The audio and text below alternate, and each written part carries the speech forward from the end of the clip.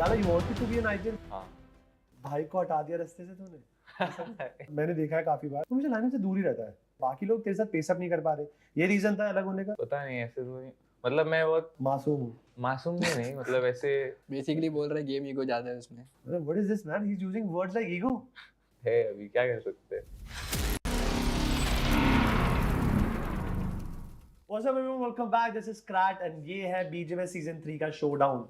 दो पर्सनालिटीज जो जुड़े हैं मेरे साथ, क्रेजी एक नंबर, मतलब इन्होंने कम्युनिटी पे बहुत दबदबा बना रखा है। मेन कैमरा में दिखा देते दोनों की शक्ल, मैं तो इनको जानता हूँ, आप भी जानते हैं, बट जो नहीं जानते उनके लिए एक छोटा सा crisp introduction please. Guys, hello, my name is Clutch God and I'm from team Gujarat Tigers and I'm the IGL of the team. IGL बोला है। सेम गाइस, सबको पता ही है। तो मेरा नाम शैडो है और मैं अभी वशिष्ठा स्पोर्ट से खेल रहा हूँ। और रोल नहीं बताया तूने? आईजीएल ही सबको पता ही है। जितना मुझको याद है, जब दोनों मित्र खेलते थे गुजरात टाइगर्स में, ओके, तो आईजीएल कौन था? मैं ही था। और तू लाला फिल्टर करता था। हम क्लच गॉड को लाला बोलते हैं। तो ये Lala you wanted to be an IGL, that's why ऐसा हुआ क्या? हाँ। भाई को हटा दिया रास्ते से तूने। नहीं हटा। मैं ही अभी सजेस्ट देखो, किया। समझो, अभी ये भी आईजीएल है, ठीक है। अभी मैं तो इसे फिर ये नहीं करूंगा, समझ रहे हो? क्लैश। तो मैंने बोला कि ठीक है, इतने चुपचाप तो नहीं हुआ होगा। नहीं, थोड़ा अनबन चुपचाप ही हुआ। हुआ, पता है एकदम। थोड़ा देखो, अनबन तो होता ही है। अभी वो हम लोग ऐसा पर्सनली शेयर नहीं कर सकते, पर मैं ही इसको सजेस्ट किया कि मतलब हमारा नहीं जम रहा है, तू भी आईजीएल कर, मैं भी आईजीएल करता हूँ। फुल सपोर्ट है। बट अभी कॉन्वर्सेशन को इस पॉइंट से शुरुआत करेंगे कि भाई तुम लोगों ने गॉड लाइक छोड़ी है। मेरे हिसाब से इंडियन कम्युनिटी में अगर किसी को गॉड लाइक में खेलने का मौका मिले, वो लाइनअप नहीं छोड़ेंगे जब तक वो निकाले ना। तुम्हारे में इतना वो था गूदा, तुमने छोड़ दिया लाइनअप। मतलब क्या सोचा था उस टाइम पे? तुम दोनों एक साथ गए थे ना सेम छोड़ के? हाँ। उस टाइम पे क्या थॉट्स है? पहले तो मेरे को छोड़ना था, मेरे को तो मेन था, क्योंकि वो लोग घुटने से डिसीजन लेते थे, तो मेरे को हाँ, मुझे भी छोड़ना था, इसे भी छोड़ना था, क्योंकि इसे भी आईजीएल करना था और उस वक्त एक न्यू प्लेयर आता जेली, तो वो आईजीएल हो रहा था, तो इसे भी अच्छा नहीं लग रहा था, मुझे भी अच्छा नहीं लग रहा था, क्योंकि मुझे भी कुछ न्यू एक्सपीरियंस करना था। हो गया था खेल कर। अभी रियल में तो पता है, उन लोग ऐसा एक टीम बोले थे मेरे को, जो कि मैं कभी हाँ, जिंदगी में हमारे पास ऑप्शन था गॉड लेक में रहने का था, तो मैं मेन आईजीएल रहता। लाला, जॉनी और जेली वाला पॉसिबल ही नहीं है। लाला, जॉनी और जेली। हमने कुछ और ये किया था, मैं, ये, जॉनी और एक और असॉल्टर हम लोग मेरे सब पिक करेंगे कोई भी, पर वो कैन हो गया। बट ये जो सेगमेंट है लाला वर्सेस अर्जुन भाई पर, मतलब शैडो वर्सेस क्लच गॉड पे, तो अभी ये रहेगा कि भाई शुरुआत ये करेंगे कि अब मेन इशू ये था कि तूने डिसीजन लिया कि भाई हमें रश करना है या होल्ड करना है। अरे इशू मुझे सुनने में आया कि लाला बहुत आनाकानी करता था पीछे से कि भाई डिसीजन इनकी, इसकी लीडरशिप अलग से आ रही थी, बीइंग अ फिल्टर ये तेरी कॉल्स को सरपास कर रहा था। ऐसा तो मतलब हमारे टीम में नहीं था, मगर कॉल दिया तो ये तो मतलब फॉलो ही करता था, ऐसा कुछ नहीं कि तेरा कॉल है तू देख, ऐसे नूब्स को समझ नहीं आता है ना अभी। ये मिल भी तेरा शॉट्स नहीं, जो मतलब बैकग्राउंड में जो लोगों को देखा है ना कि हम लोग आनाकानी करते थे, तो ऐसा कुछ नहीं था। मतलब पर फिर 3 प्लेयर यहाँ पे क्यों गए? लाला अकेला क्यों रह गया? 2 होते हैं ना बराबर, तो तुम कुछ तो छुपा रहे हो। यहाँ पे तुम गीता की कसम खा के बैठो, सच बताओ। सुनो, ये बताएगा, चलो अभी मैं बता रहा हूँ, ठीक है। अभी टीम फॉर्म की हमने, ठीक है, मैं और ये सबसे एकदम स्टार्ट से। फिर इसने 2 पिक किए, इसके 2 पिक थे, ठीक है। अभी मैं उनको तोड़कर थोड़ी ना ऐसा कि पूरा लफड़ा लेगा ऐसा तो नहीं करूंगा, तो मैंने इसके साथ छोड़ दिया उन दोनों को, ताकि समझ रहे हो उतना डिफिकल्टी भी ना हो, सब भी ना हो। फिर मेरे पे था कि मुझे चाहिए था एकदम स्टार्ट से, जब मैंने गॉड लेग भी छोड़ी ना, तब से मुझे ही चाहिए था कि मैं आईजीएल करूं, पर इसके साथ वो मेरे पास फ्रीडम था कि मैं भी अपना free man kind of opinion डाल सकता हूँ, पर लास्ट कॉल इसके ही रहेगा, वैसा था। बट फिर बाद में जो भी हुआ XYZ, उसके बाद फिर मेरे पे पूरा ही ये हो गया कि मुझे मन किया कि पूरा स्क्रैच से स्टार्ट करना। हाँ, मैं ही पूरा करता हूँ आईजीएल। तो लाला यू आर स्टार टाइगर, मतलब मैंने देखा है काफी बार, काफी पुराने टूर्नामेंट में मैंने कास्ट किया और देखा हो, तो मुझे लाइनअप से दूर ही रहता है। You are the scouter one getting maximum out of finishes, but क्या ये रीजन भी है कि you are trying your best, तू बहुत अच्छा खेल रहा है, तेरे स्टार्ट्स भी अच्छे हैं, बाकी लोग तेरे साथ पेसअप नहीं कर पा रहे, ये रीजन था अलग होने का? ऐसा कुछ सोचा था कभी? पता नहीं, ऐसे तो मतलब मैं बहुत मासूम हूँ। मासूम भी नहीं, मतलब ऐसे काइंड ऑफ ऐसे बोल सकते हो, बहुत लोग मुझे बोल सकते हैं कॉकी प्लेयर हूँ, ऐसा। एक एग्जांपल दियो तेरे कॉकीनेस की, मैं भी देखूं। Lala because you are a soft spoken guy, may be शायद इन गेम एक डेविल फेस आता होगा तेरा। बेसिकली बोल रहा है गेम ईगो ज्यादा है उसमें, कि हाँ मैं कर सकता हूँ। What is this man, he is using words like ego. कुछ जवाब देना पड़ेगा, अर्जुन भाई गलत कर रहे हैं। है उसमें अभी, वो मानता है। मैं सबको मुंह पे ही बोलता हूँ, सब है अभी, क्या कर सकते हैं। वो अग्री करते हैं, उसमें क्या है। कितने प्रतिशत लोगों को लगता है कि लाला के चेहरे पे देख के इसमें ईगो? मुझे बहुत, it's very hard to raw imagine. Picture थोड़ी मिलता है अभी सब टीम का पूरा। मतलब मैं भरोसा नहीं करना चाहता हूँ। सिर्फ फ्रैगिंग अच्छी नहीं करता ओवरऑल क्या गेम। मतलब बोल सकता है, लेकिन इट्स ओपन माइक स्टैंड वही अप। बोलो, सिर्फ फ्रैगिंग अच्छी नहीं करता, सिर्फ स्पेसिफिकली फ्रैगिंग नहीं, सब कुछ सारे एस्पेक्ट्स। कोई एलिगेशन लगाई थी कि किसी ने, मतलब अर्जुन भाई ने लगाई थी? किसने बोला था? किसने बोला था? अभी शैडो, मुझे ये पूछना है, जानना है कि मतलब लाला को मिला इनवाइट, ठीक है, you guys had to come through qualifiers, और we all know that qualifiers का रन कितना टफ था। इट इज अनफेयर कि भाई यार 3 प्लेयर तो मेरे पास है, मुझे नहीं मिला, लाला को ऐसा क्यों हुआ? गुस्सा नहीं आया तुझे? गुस्सा आया, पर अभी परफॉर्मेंस भी हमारी वैसी नहीं थी ना कि इनवाइट मिल जाए। अगर ये लोग लाला और नए लाइनअप के साथ जाते क्वालिफाई में, लगता है क्वालिफाई हो पाते? नहीं। कुछ बताना, मतलब इनकी टीम का नया लाइनअप कैसा लगा तुझे लाला का? अच्छा लगा, पर थोड़ा सा एक्सपीरियंस चाहिए ऐसा, मतलब सिंक चाहिए। लाला के पास है ना एक्सपीरियंस, इसके पास है, बाकी लाला इनकी टीम में एक्सपीरियंस नहीं है। बाकी जिनके पास नहीं है ना, इसके साथ सिंक, इसका गेम प्लान ही अलग है। अरे what is this man, this guys back to back giving allegations man, क्या तरीका है? रिप्लाई कर। एलिगेशन थोड़ी दे रहा हूं, जो है वो बता रहा हूं। क्या बोलूं, कुछ नहीं बोलने का। जलता है क्या मजनू? कुछ देखो, बोल के कुछ फायदा ही नहीं है, performance. Not being too safe. But Shadow, मुझे ये बता कि लेट्स से कि ये टूर्नामेंट खत्म होता है ना, जो भी तुम्हें डिजायर रिजल्ट से मिल जाते हैं, दिमाग के किसी कोने में एक थॉट है कि क्लच गॉड के साथ एक और बार लाइनअप बनाया जाएगा और भरोसा करके फिर से एक बार रेस में भागेंगे साथ में? ऐसा देखो अभी अगर वैसा तो हो नहीं सकते, अभी नहीं हो सकता, बट आने वाले टाइम पे नहीं, आने वाले टाइम पे भी हो नहीं गया ना सकते। आईजीएल अब आईजीएल हो गया ना। अब मैंने ही उसको बोला, फोर्स किया कि तू आईजीएल कर, मतलब मेरा एक as a friend personal opinion दिया कि अगर तेरे को मेरे साथ नहीं जम रहा है। ये बहुत स्ट्रांग स्टेटमेंट है कि मतलब फ्यूचर में 1% चांस है कि तू और क्लच गॉड साथ में खेल सकते हैं। नहीं, कुछ तो हुआ है, देख, जनता आवाम जानना चाहती है यार, क्लच गॉड हिंट तो देना, ऐसा क्या हो गया? अभी 2 आईजीएल एक टीम में कैसे खेल सकते हैं? हाँ, मतलब प्रॉपर, मतलब समझ रहे हो, अभी मैं बता रहा हूँ सच में, मेरा है फ्रंट पे खेलो जितना ये कर सकते हो, फास्ट पेस जो भी है। और शैडो भी तो काइंड ऑफ सिमिलर नहीं है, एग्रेसिव खिलाना पसंद करता है अपनी टीम को एम पर। पर अभी उसको क्या पता मेरे डिसीजन अच्छे नहीं लग रहे होंगे, खुद से करवाना चाहते हैं स्क्रैच। अभी तो जो नया पॉइंट टेबल है वो तुम दोनों को फेवर करता है भाई, तुम क्या से ड्रामे कर रहे हो? कोई जवाब नहीं है। देखो अभी बोलना चाहता है, एक बार आंखें बंद कर और बह जा, बह जा, पकड़ ले ला। मैं तो नहीं सकता, पर वही अभी देखो हम क्या कर सकते हैं, अभी चेंज ऑफ प्लान्स हो गए। मैं तो खुद ही बोला इसको कि तू ये आईजीएल कर, अच्छी टीम देख, फिर हम लोग साथ में कॉम्पीट करेंगे। Quite fair. पर यार देख, 1 साल पहले याद है हमने एक शूट किया था यहीं पर बैठकर, और उस टाइम पे रिची रिच था सेगमेंट का नाम, मतलब तेरे पास पैसा तो है। 2024 में लाला को सबसे ज्यादा भूख किस चीज की है? खाना मत बोलो। 2-3 ट्रॉफी, 2-3 ट्रॉफी चाहिए, और आपको भी ऐसी कोई हंगर है? वही प्रूफ करना है। छोड़ दी है पूरी। नहीं, प्रूफ करना ही है। किसको प्रूफ करना? लाला को?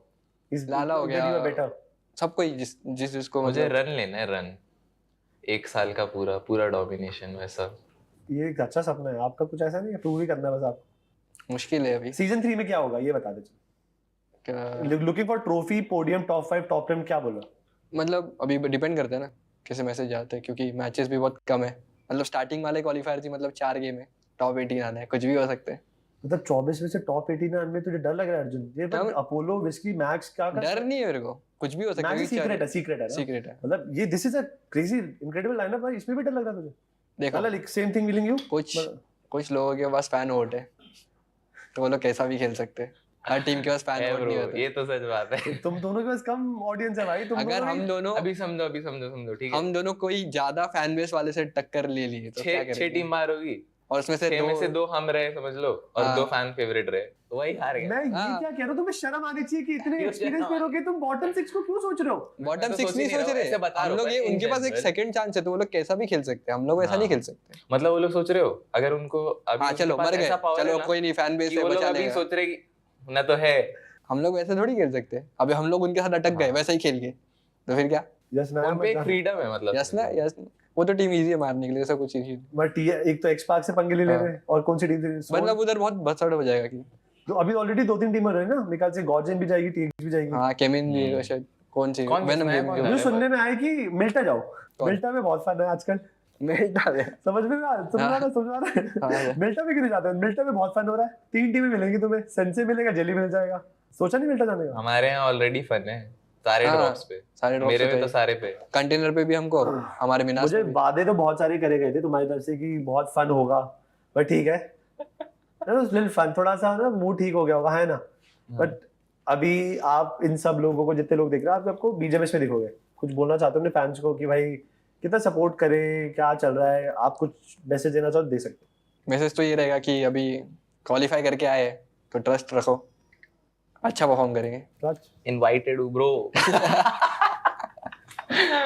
वेट करो गाइस परफॉर्मेंस का। कुछ बोल नहीं सकता है कि हमने कमाया है, ऐसा कुछ नहीं बोलना। उन सबको ही पता है हमने कमाया है, तो क्या है। So, ये थे हमारे क्लच रिकॉर्ड, और साथ में हमारे अर्जुन भाई के शैडो, गुजरात टाइगर्स के IGL versus the e sports के आईजीएल, और ये दोनों मिलेंगे आपको हाई पेस ऑक्टेन बीच में खेलते हुए इन बीजीएमएस सीजन 3। अगले एपिसोड में मिलते हैं। Till then keep gaming.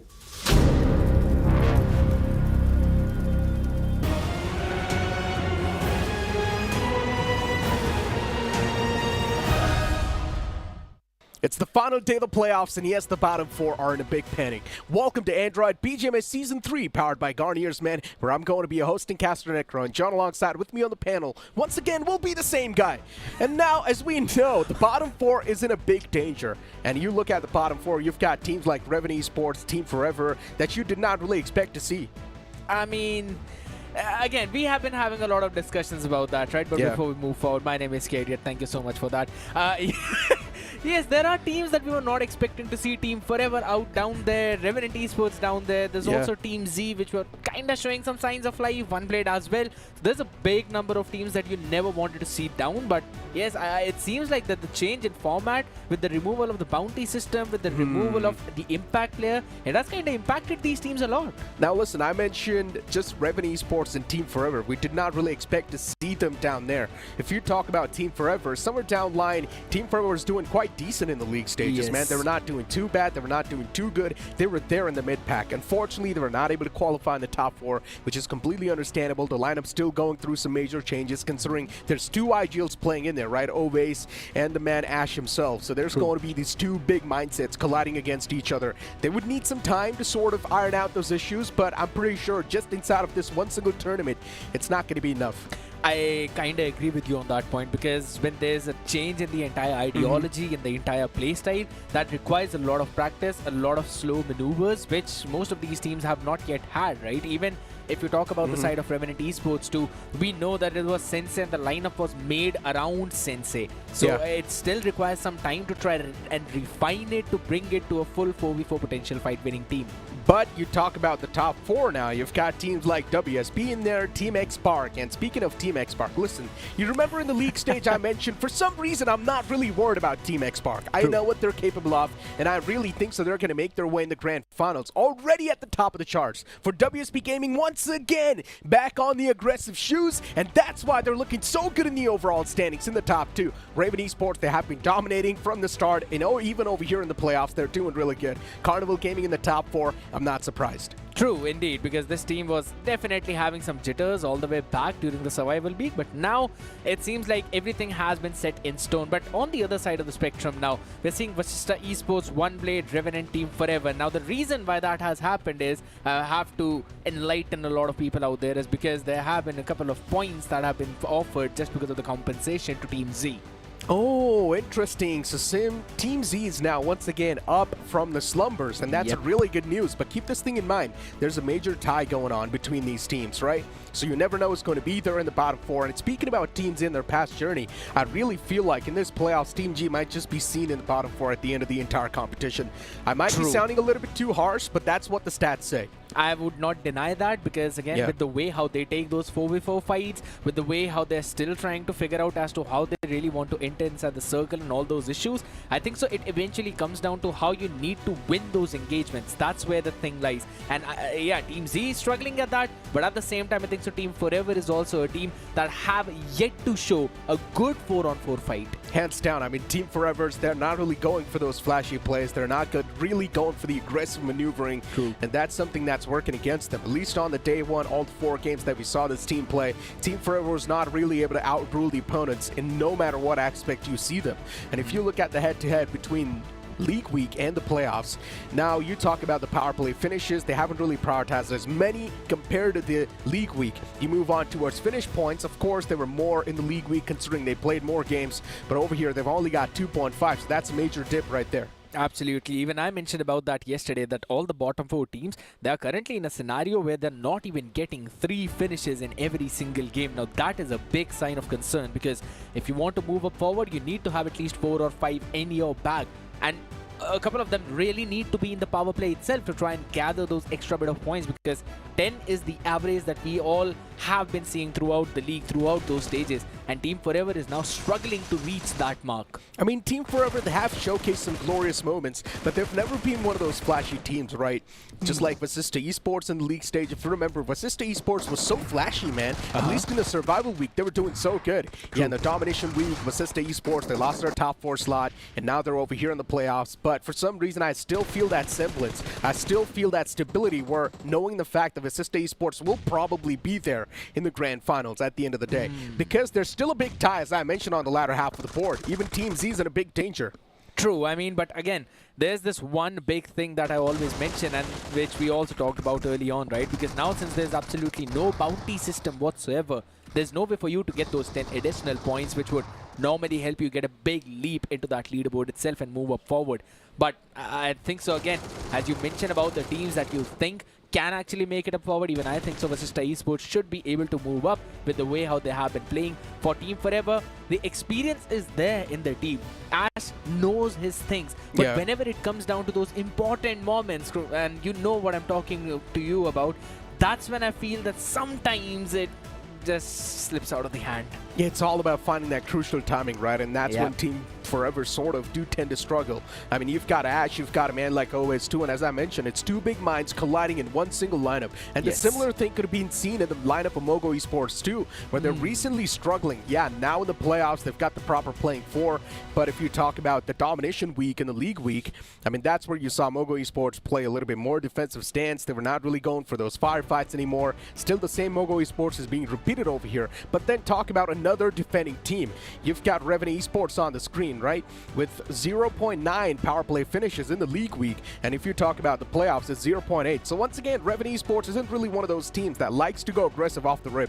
Exactly. They have been one of those consistent teams where they try to find some good positioning into the circle itself and then try to take those last stage and last few fights. Even whenever we saw this team take the fight in the power play was probably when they dropped in and collided with the other team for the pit stops. That's the only part where we kind of realize that, okay, that's the power play finishes that this team has, and nothing apart from that. And that's a big problem and a big red signal, because we always talk about the teams who are in the top 4 or even are in the top 6 are the ones who at least find a few finishes in the power play. I mean, as you mentioned, the only reason why Revenue Esports were able to get a few power play finishes here and there is because of the play and fly path. It was not really favoring Milta, and that's when Revenue Esports would drop on the colliding spots, and that's where they would sort of get messed up. They had a fight against Team Forever as well in the past, where Revenue Esports, they clutched it, almost did come out on top as well. But speaking about Revenue Esports in their league stage journey, they had the most amount of chicken dinners.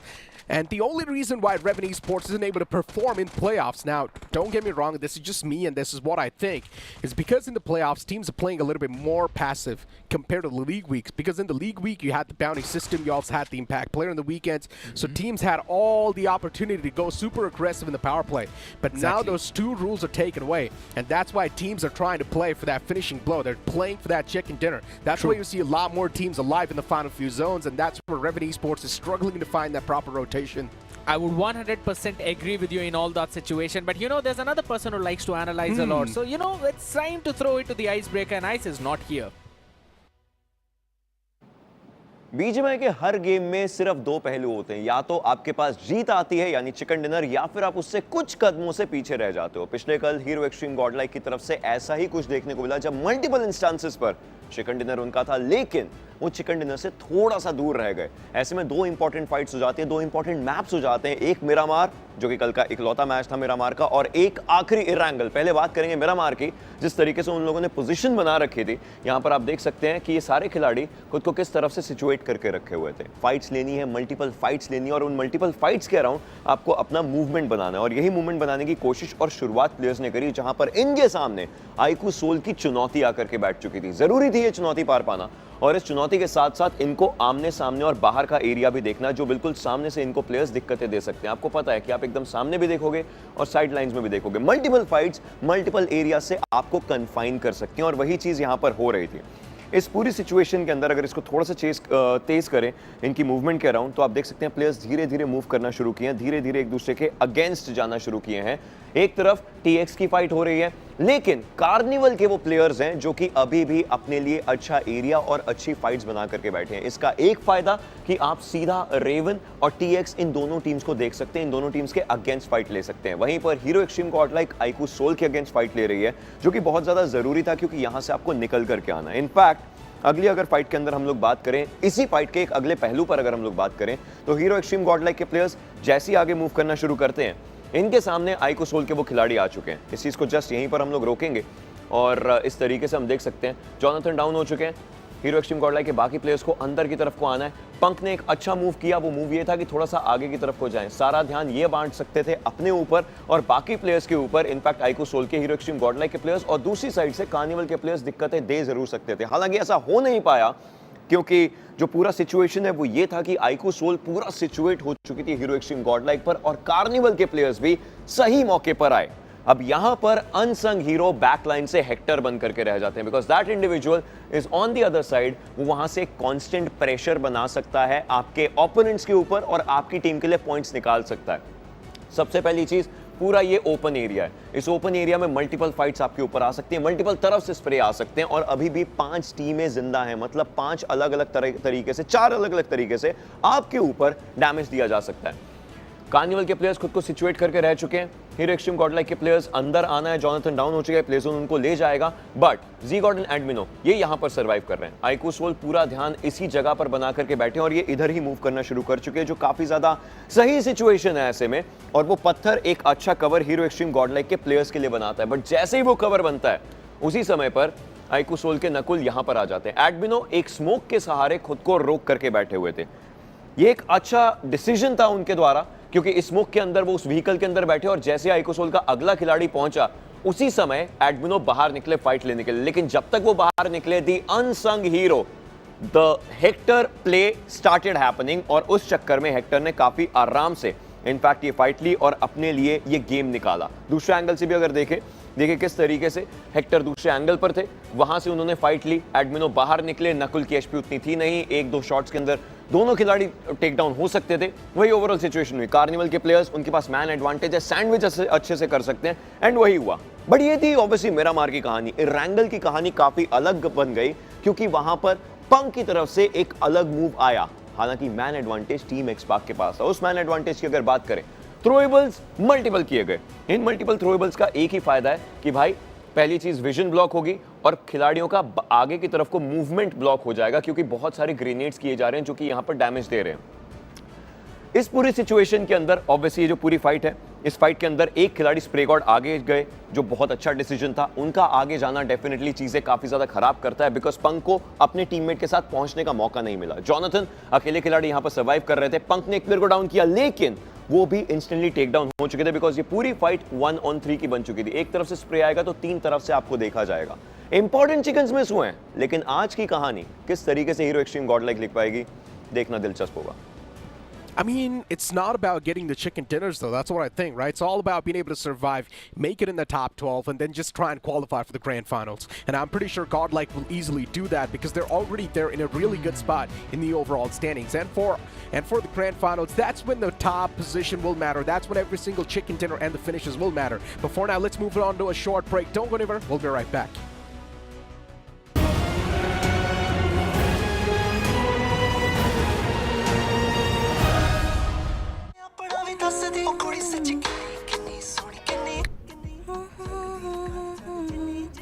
Wow.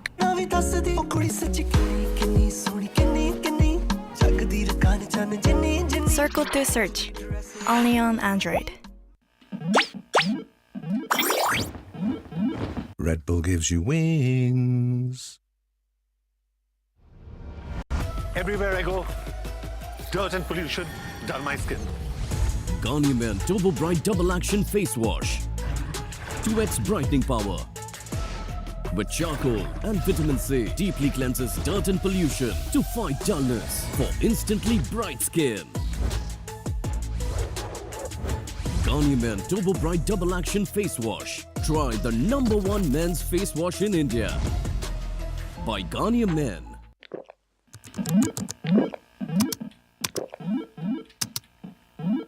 Red Bull gives you wings. ये वही जगह है। क्या होगा अगर मैं ये सब कुछ तबाह कर दूं तो? मैं इस टावर के ऊपर पहुंच कर ही रहूंगा।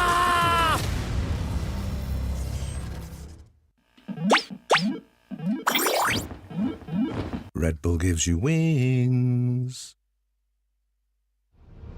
Everywhere I go, dirt and pollution dull my skin. Garnier Men Turbo Bright Double Action Face Wash with charcoal and vitamin C deeply cleanses dirt and pollution for instantly bright skin. Try the #1 men's face wash in India. Garnier Men Turbo Bright Double Action Face Wash by Garnier Men. ये वही जगह है। क्या होगा अगर मैं ये सब कुछ तबाह कर दूं तो? मैं इस टावर के ऊपर पहुंच कर ही रहूंगा।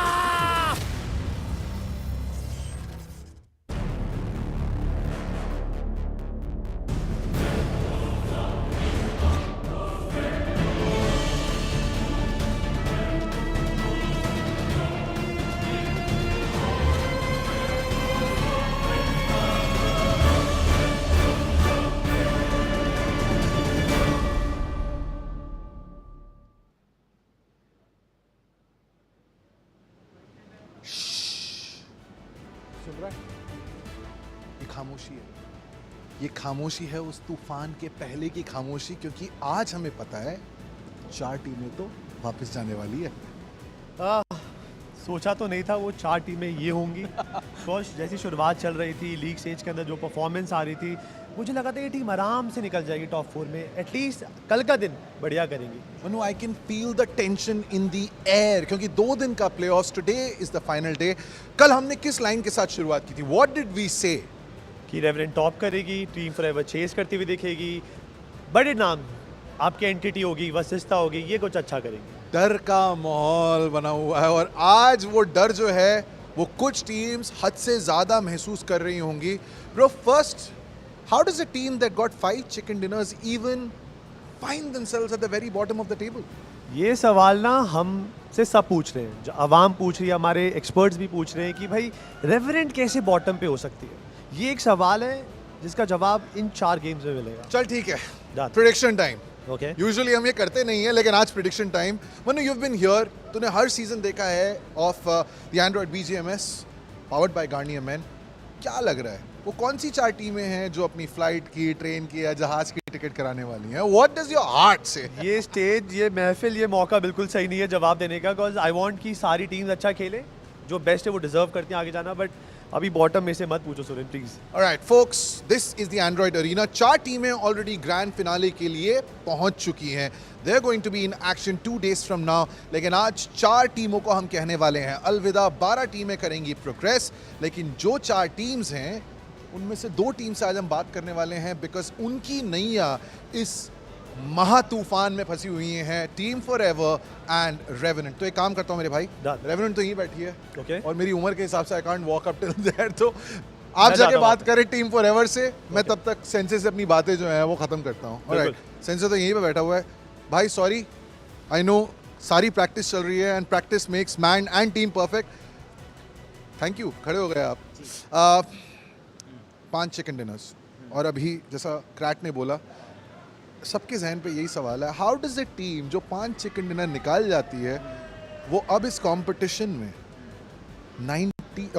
15 स्पॉट पे? मतलब काफ़ी बुरा लगता है अगर मेरे से पूछे तो, लेकिन आई गेस मतलब उतना भी हम पॉइंट टेबल में नीचे नहीं है, डिफरेंस बहुत कम है। जितने भी टॉप की टीम्स हमारा टीम में है, और अभी भी आधा प्लेऑफ्स खत्म हुआ है, आधा भी बाकी है, तो देखते हैं और आएंगे। अच्छा, look, Flock is a young boy, लेकिन इसके अलावा ये जो 2 भाई हैं, सैफ और ब्लेस, इन दोनों का दिमाग भी काफ़ी लीडर टाइप है, क्योंकि वो IGL शिप जो है शायद इनमें देखने को मिलती है। But unfortunately the buck stops at you. आप IGL हैं, सारे डिसीजंस आपने लेने हैं। क्या बातें हुई, क्योंकि आप 3 सीनियर्स हैं इस टीम के, other than our little boy here, आज जब आप आ रहे थे to the Android arena, what were the conversations like?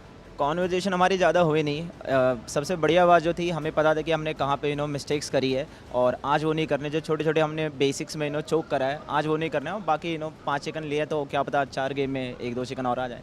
भाई 4 मैचेस हैं, लेकिन सेंसे सॉरी, अब तक मैं जब भी तुमसे मिला हूँ चुटकुले, जोक्स, बहुत ही लाइट हार्टेड सब कुछ रहा है। Why do I feel that आज थोड़ा सा सेंसे अलग लग रहा है? सेंसे अलग नहीं है, सेंसे आज थोड़ा सीरियस है गेम को लेकर कि यार मस्ती मजाक कर लेंगे आगे वाले राउंड्स में भी, लेकिन आज थोड़ा परफॉर्मेंस दिखानी है और निकालनी है। Today is the day for performance. ये है सेंसे की बात, ये है रेवेनेंट की बात, लेकिन टीम फॉरएवर के क्या हाल हैं? मनु क्रैट is standing bye.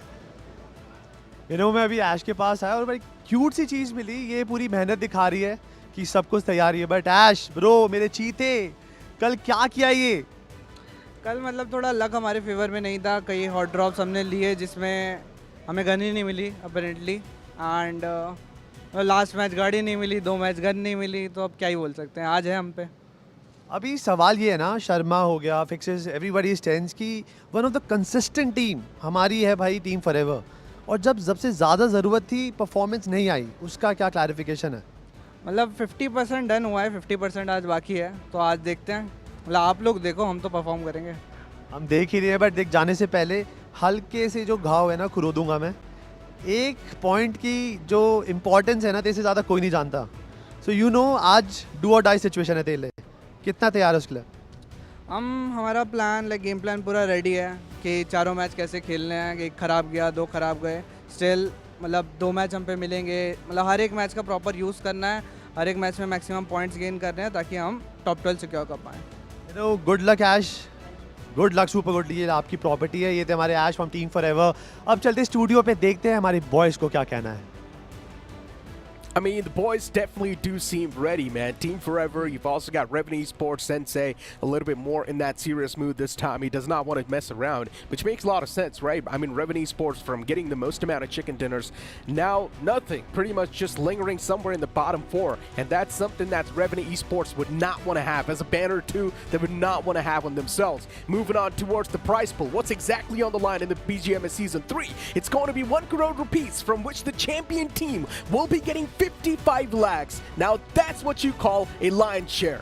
Absolutely. More than half of the prize pool is basically going in for that first place team. And then the next drop is directly at 15 lakhs. Exactly. So the disparity is humongous. But one thing is that almost every team is getting something. So that's one thing if to look at. Probably some bandages over to the wounds that all the people are out there scratching.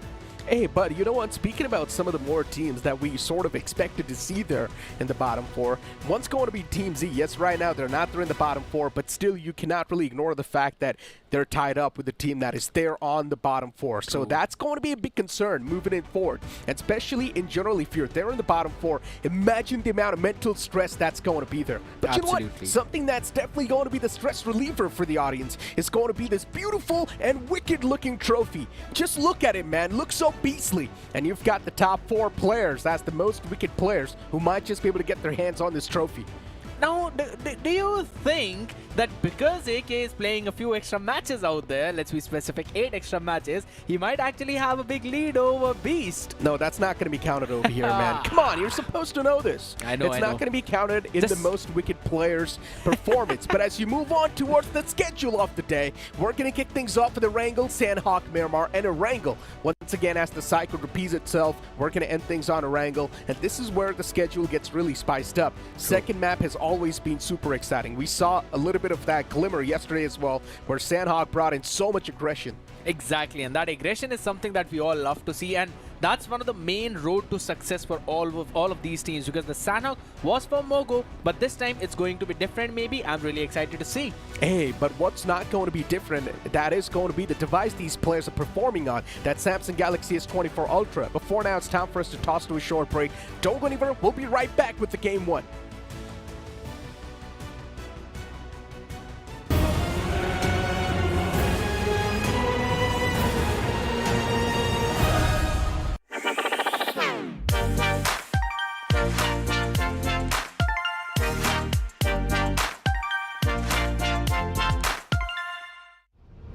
Everywhere I go, dirt and pollution, done my skin. Garnier Men Turbo Bright Double Action Face Wash with charcoal and vitamin C. Deeply cleanses dirt and pollution for instantly bright skin. Try the #1 men's face wash in India. Garnier Men Turbo Bright Double Action Face Wash by Garnier Men. Red Bull gives you wings. ये वही जगह है। क्या होगा अगर मैं सब कुछ तबाह कर दूं तो? मैं इस टावर के ऊपर पहुंच कर ही रहूंगा।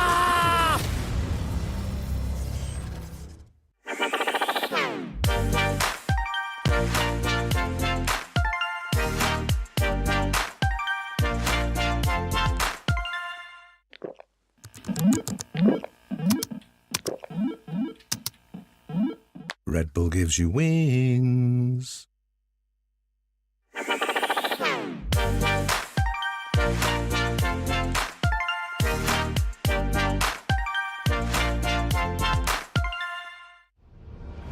Everywhere I go, dirt and pollution dull my skin.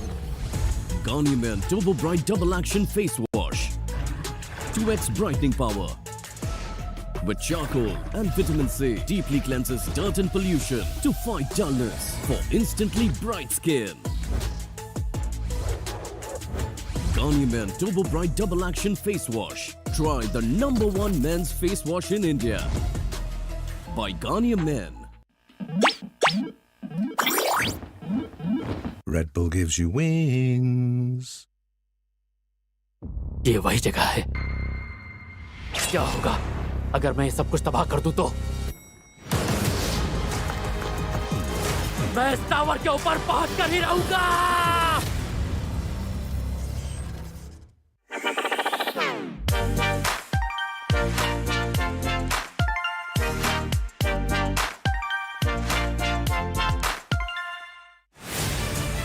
To live your life the way you want. Compete like the toughest challenger. Dance like there's no tomorrow. Celebrate every second you are alive. Life has no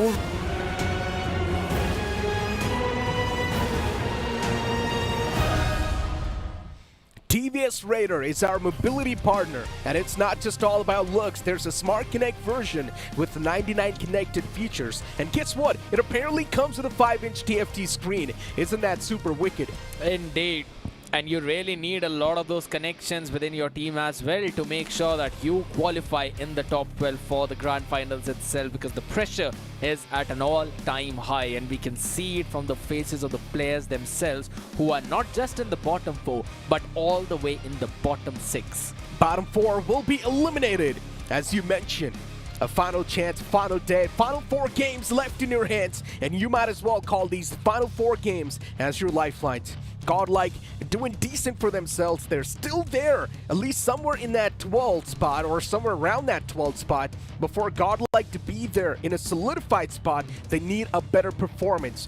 WSB and Team X Park, none of us expected at least WSB to be there on the first half of the board, but right now they're there on the second spot, which is super mesmerizing. When the pressure is at an all-time high, these teams always perform. They have showcased it multiple times, that no matter what the situation is, we will always rise onto the top, and that has probably been the best storyline for even team like IQ Seoul. They have always made a big comeback, but the team that needs to make one today is definitely Vasishta Esports. You mentioned about teams not cracking under that pressure. I've got a team that cracks under that pressure, and that's Vasishta Esports. Every single time when the push comes to shove, every single time in Vasishta Esports, they need to perform desperately. They have choked up. But here we go. First game of the final day of the playoffs begins now as the plane flat path starts all the way from Hospital towards Milta. This plane flat path is quite nice unless you want to move in towards Severny, then it will be a tough stretch. Before Godlike, even for them, it's going to be quite a rough stretch considering they like to move all the way towards Kamishki. We might just see a potential pit stop collision. It could be possible, but one, again, good thing is going to be, in fact, is the situation where Pochinki and farm area, all the area between that is entirely free, and that's where Team Forever would possibly look to drop, because the Ferry Pier drop is going to be contested by the members of 8-Bit. Down south in Primorsk is where Team Tamilas will move, as there is no contest. But over towards the Georgopol city is where my eyes are going to be, because that's where One Blade is playing. And right now, Raven is also probably looking to drop into the same area. Team Forever is going to drop somewhere around that farms area. You've also got Reven Esports take an exit from the plane flap pad towards Milta. Iku Soul, as usual, moving towards their basic drop location, and that's going to be School. They're not going to switch it up at all, but I'm still looking out for some drop collisions. And this time it's going to be Raven Esports up against Wasista Esports once again. There's one single man isolated. And for Wasista Esports, they've already lost out on that mid. Apollo taken down and dusted, and a great start for Raven Esports off the rip. 2 points converted. Solidifying their already established lead in the top 4. Trying to move even further up. But on the other side, it's Wasista Esports who desperately need those points, desperately need to win those fights, and that is exactly what's not happening.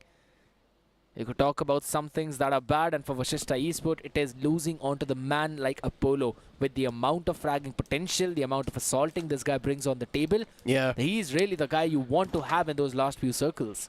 Exactly, man. Bad start to the game 1, and that's not something the players of Wasista Esports can afford at this time. And you talk about the players of Wasista Esports now down to just a 3-man squad. This will be a rough start, that's for sure, but still a recovery is definitely possible. One Blade up against the players of CG, another potential drop collision coming through. And for CG, this is quite a big target this time. Targeting the players of One Blade, usually CG, they like to drop all the way towards Gatka. But now moving towards Georgopol, I'm not sure what CG is looking to do here. Probably give that finishing blow against the players of One Blade. They probably just want to take the fight against them and try to claim those 8 points early on in the power play itself to, again, solidify some of their points that they have. And One Blade is a team that has been struggling. It is on the 14th spot. So Carnival Gaming is just trying to grab a few early points. But as you mentioned, quite unconventional for them. But there's another unconventional thing that is happening, and Shadow has called his mates to move all the way up top around the area of shooting range. Now this is a very tight spot, because normally you would also have Godlike in Zarki, you have Entity in Severny. Just a couple of bullets is all it requires for a lot of those vultures to cluster around you. I mean, keep this thing in mind, you're going up against a team called Wasista Esports, and they're not going to be that easy to deal with. But yeah, I just love the fact that the teams that are there in the top 4, they're now looking forward to target a few more, right? Raven Esports targeting the players of Wasista Esports, and now you've got CG dropping right on top of the players of One Blade, a team that's already been struggling. And these top 4 teams know that they've already qualified for the Grand Finals anyways, so they can go for risk like this. And that's why they've dropped on top of the opponents. Before Wasista Esports, it's going to be quite an interesting collision coming through. They do spot the players of Godlike, and I think so it's instant retreat from that spot. They do back away. I guess Secret is the only one who's basically been kept there, but he'll also try to move backwards. But the question is where? Because if they try to drop over towards Severny, that's where they'll find Entity. And I don't think so if shooting range has enough amount of loot. I mean, there's a lack of cover as well in that area, if you compare it to any of the urban places on the other side. So that's a big thing. But another big thing that has happened is the circle shift, right? Again, because as it opened, you've got Query right almost in the dead center. So if in case Carnival would have dropped in somewhere around the Gatka area, they would have been pretty happy with it. But another team that's going to be happy is going to be 8-Bit as well as Mogo, because they can just camp around that bridge. In my opinion, Wasista should just let loose of all the tension that is currently there on them. True. They should play the exact way they were playing the Survival Week. Nothing that's holding them back. They've got nothing to lose. That should be the mindset. But right now, Wasista Esports definitely having the confidence issues, and you can clearly see that in the playstyle as well. As now they're slowly and steadily moving up against the players of Entity.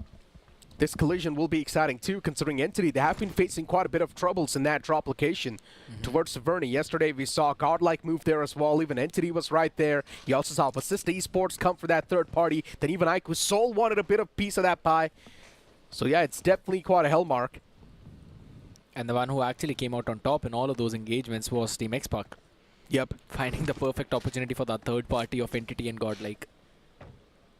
But as you mentioned, it's going to be important as to how they're going to maneuver now, because Wasista Esports, they're pretty too close to comfort to the members of entity, but if they decide to shy away from this fight, that means they might not have enough loot to try and take the fights onto the other side, because they were, again, bullied out of the Georgopol city by the members of Raven themselves. So I'm not quite sure how well is it going to work out, or is it going to pan out for this team. Now I can see Aiku Soul moving a bit more up north.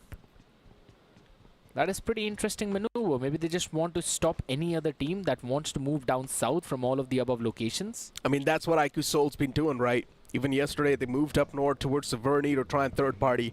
That's been their proper rotation route. No matter if the circle pans down south, they will always move from the northern side and then go from that bridge to down south. That's their, like, the classic rotation pathway. Because you never know, there's always going to be a few foes lingering around towards that ruins area, Gotka area. You've got CG as well. So yeah, opting out for that safer rotation definitely makes a lot of sense. But now it's Aiku Soul moving a little bit towards Zarki. And this is definitely going to be a potential target, which makes a lot of sense. Aiku Soul, they know if the plane flat path's going to be away from Kamishki, Godlike will definitely drop towards Zarki. And that's why it's a field being set up for now. It's a trap. And as soon as Godlike, they step in that trap, it's going to bloom through in a really good fashion. Godlike, the players have been spotted. You can see the players of Aiku Soul moving closer, slowly and steadily. But even towards Georgopol Apartments, there's a bit of that stalemate going on between both these teams, CG and OnePlayer. And both of them know that someone's present around the corner, but they do not know the exact position.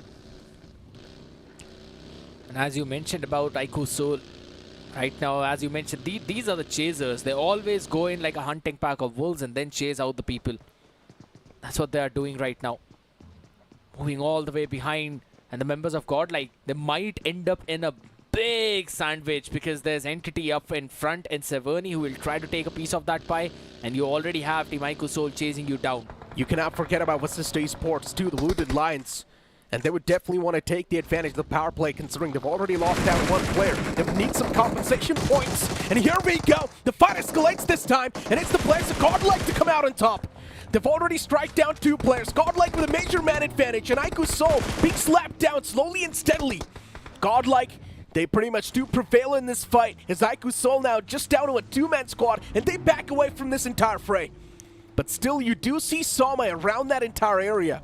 Somai does not want to back away just yet. He still wants to give a tough fight to the players of Godlike. Aiku Soul in a big wall of trouble. And at this point in time for Aiku Soul, losing out on two primary members, Manya and Knuckle, that's going to hurt. That's going to be a big stinger. Knuckle, apart from Ronnie, has been one of the big pillars of Aiku Soul, who have always put up numbers in terms of those frags. And him moving out is a big sign of concern, as you mentioned. That's the IGL and one of your top assaulters taken out of the fray. Brings things down to the rookie as well as Ronnie. So that's a bit concerning. I know that people would place their bets on Ronnie, but again, on the other side, even Godlike is looking very solid. Godlike is indeed looking solid, but still, there is going to be that constant threat. Now, another team is looking forward to approach another fight. That's going to be Entity up against Vasista. They're moving towards that same pathway where Vasista Esports is positioned. And then there's also Team X-Park right underneath. If this fight definitely does come into fruition, then it's going to be Team X-Park with the third party. Vasista Esports, they need to play this one out safe considering they have the man disadvantage. And now they're probably going to go for the finishing blow, which has to be the chicken dinner. Because if Vasista Esports do not get the chicken dinner, well, then it's going to be another low-pointer game. And you can't afford to have those low pointers, specifically when you're down in that bottom 4 or bottom 6 area. As you mentioned, only a few points are separating all of those teams. I mean, from 16th place till the 11th one, there's literally just 4 points. There are definitely 4 points, but as I mentioned, for the top 4 teams, they've got nothing to lose. They're pretty much qualified to the grand finals. So these top 4 teams are always looking for opportunities. And as soon as they find the opportunity to third party or even go for a fight, they're definitely going to go for it. True. They're just going to try and find that timing. But again, now I'm still pretty concerned for all the teams that are up north, which you mentioned, right? First stage is almost about to close. And this is the first time we've seen all the 16 teams alive in BGMS Season 3. This is how intense the playoffs are. Even though there's a power-up going on, even though there's a special rule going on off the power play, still the teams do not want to take the maximum advantage because everyone wants to play for that longer game. And there's only one team that has actually found a big success, and that has been Godlike. That too because Aiku Soul decided to run onto them. Now, here's a question that I want to ask you. When Nakul was IGLing, even though he is as the primary support player for Aiku Soul, he was actually on top of the most wicked players chart. In the first week. Yeah, exactly. But even after that, he was there, at least in the top 10 consistently. We'll talk about that in a while, though. I mean, Somai, hold on from Aiku Soul this time. Getting a bit of that blood upon his hands, too. Aiku Soul, they're taking too much damage upon themselves. Ronnie scratched up way too much. It's better to just back away from this spot. He's constantly taking damage, even from the blue. He needs to find a stop and go for that patch. And he eventually does. Stops around that frame, but unfortunately, Aiku Soul, they're getting pounced on by Team X Spark. The exact storyline I built up. If there's going to be a fight coming into fruition, there's definitely going to be a third party in the play, and that's what happens. Oh! But what do I watch it? It's Ronnie striking down 3 players. Oh, this is some crazy stuff. Before getting taken down, Ronnie's already dealt so much damage that now Somai can easily pull off this clutch.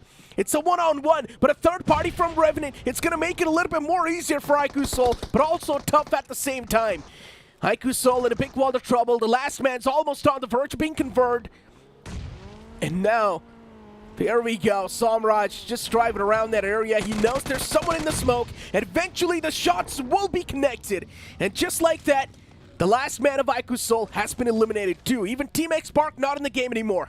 Here's the fun fact. There's only one finish that went in for the side of Entity for X Spark because 3 players were knocked off by Ronnie. So all those points are going to go in for Aiku Soul. And that's a big thing. An Entity with 7 points. A good finisher out there up in North. And that's going to give them a decent amount of cushioning because they were all the way down towards the 13th or the 12th spot, right? They had only 14 points. Now with this big boost, they can build out that cushion. But again, since we're talking about that, we're uncomfortable out there in the blue. Carnival Gaming and One Blade. This stalemate has been for a long duration. And the longer it goes, the more difficult it will get to try and find an opening into the circle. I mean, talk about the opening, and there's definitely a lot of those openings, at least for now, considering it is just the stage 2 of the game. I mean, finally, we see 2 teams taken out of the game. It is understandable, but still, man, 14 teams in the stage 2. It feels like a normal game of BGMI competitive scene. It does not feel like we're witnessing BGMS Season 3, because the only power-up that is there for now is the power play. That's it, nothing else. They're just going to try and play it a bit more slowly, I guess. Again, as you mentioned, the stakes are pretty high. But this is something that I really want the teams on the bottom to realize as well. Power play is their friend. It is there to give them points.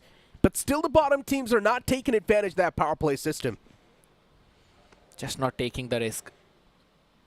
That's also what we are seeing from a lot of those teams, right? Even Vasishta Esports. Again, we've been seeing this team for a while in this specific match, and they have looked so very uncomfortable, always finding them in awkward spots, and that's where they are right now. I mean, there's a saying, right? There's a reason why this saying always is there. Risk it for the biscuit. You need to risk it if you want to get that biscuit in your hands, my friend. Might be a biscuit of gold, too. You just made that up. No, it is a saying. You don't know? You got to risk it for the biscuit. There's no way you don't know this saying. I heard you say that for the most of the time. It is a saying, man. Listen, if you don't know, I don't know. I don't know what's going on, but that's a saying. All right. But for now, it seems that Vasishta Esports, they're risking it a bit too much out there. There's also Godlike right now in Rozhok, and they have got no clue. Shadow's got no clue for that. Spray comes in, and final bullet connects for Jonathan. Nicely done by Jonathan. What a good tracing that was. And now Shadow OG will also be confirmed. That's not that big of an issue. Here we go. Godlike. Classic. That's going to be the hot knife through butter. And for Vasishta Esports, another bad start. Taken down to just a 2-man squad. Vasishta Esports, it's just better to back away and try and squeeze some placement points, I guess. But even if you do get the placement points, it's still not going to be enough. you're tied up with the teams that are there in the bottom 4. And Vasista Esports, they need a banger performance to get them out and put them in the top 12. Even a chicken dinner would just get you 10 points in this case. That's not enough, as you mentioned. And with 2 players, you don't even have the power play to play around with. Yeah, I mean, what is the strategy going to be? You've got 14 teams alive, and with just a 2-man squad who's not been feeling themselves lately, I still feel like it's a little bit too much to ask for. Yep, it is.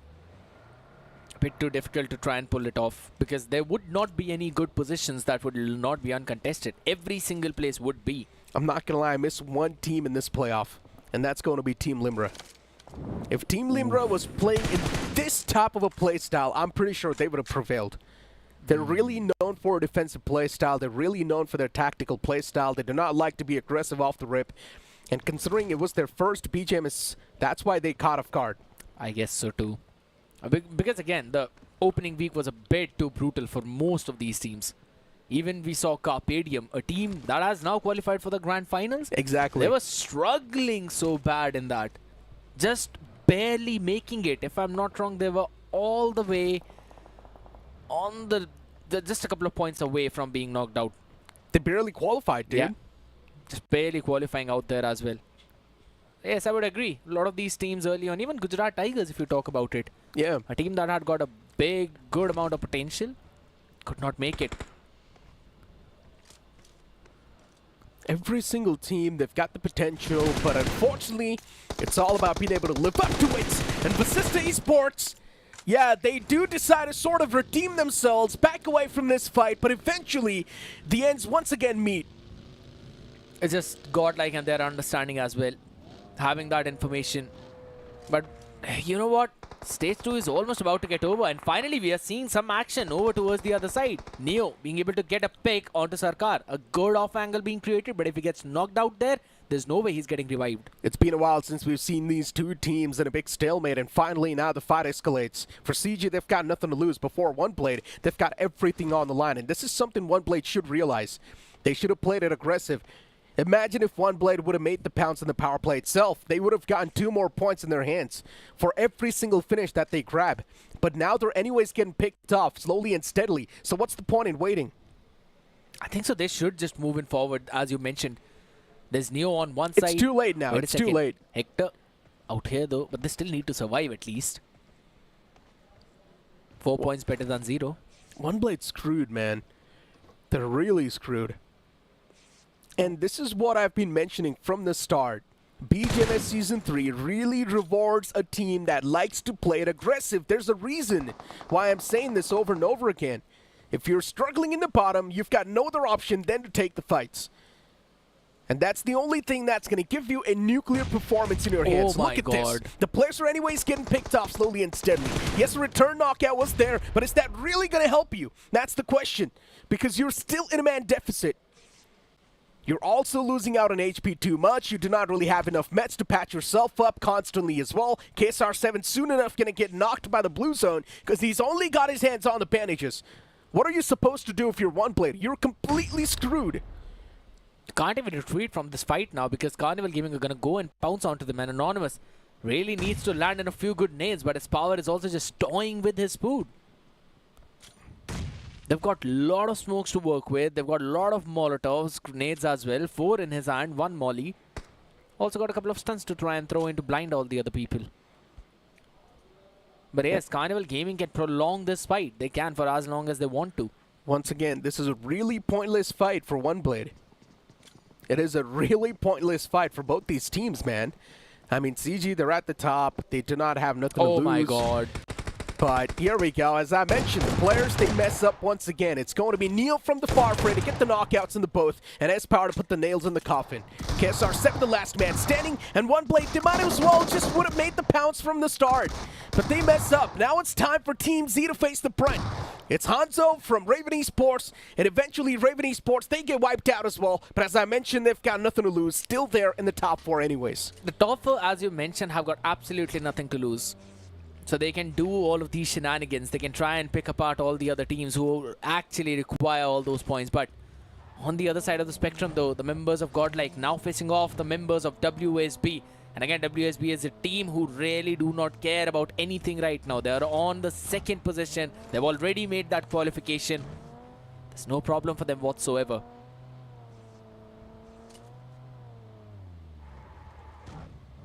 I mean, looking at CG and how they performed, it was pretty nice getting those 3 finishes in their hands. But yeah, I'm still a little bit disappointed from the teams at the bottom. Playing it safe, still it's not working out. They're getting targeted over and over again by teams. And this is what they should realize. Okay, if you're getting targeted, use your weakness as your power. That's where you try to take the advantage of the power play, push on up, try and get some few points accumulated. Now, one blade, they only got taken out with just 1 point. Imagine if they would have fought against the players of CG in the power play system. Even if they took down 2 players, that's still 4 points. Still something to look forward to. Because I was trying to make that calculation, okay, and just being a bit nerdy out there a little bit. We'll talk about that in a while now, since Orangutan really kind of want to go and pounce onto the members of Team Z, who have got 2 finishes though on the board, because they were able to take down a couple of members of Raven. But look at this circle shift moving all the way down south. This seems like another chicken dinner possibility for Mogo, because they don't really have to move a lot, but it's almost all in the entirety of those open grounds and hillsides. High angle would be necessary. Yeah, definitely would be necessary, but the only reason why I'm still a little bit worried about Mogo Esports is because if the zone moves away, they would need to start taking the fights. And that's where Mogo Esports tend to crumble, or tend to crack, if you'd like to say. They've got the players who possess a lot of that firepower, but recently they haven't been looking at the top form. And that's something that's definitely going to work against the boys. Reven Esports moving from the northern side inside of the zone. It's WSP as well, slowly and steadily traversing the grounds, moving inside of the zone themselves. Armani's already breached in the safer lines, and he's found himself quite a great spot. Basista Esports' last man, Wixkey. Oh man, the man's making a run for his life, and he finds himself a small shack. But it's also going to be the death shack, in my opinion. He's in the middle of nowhere.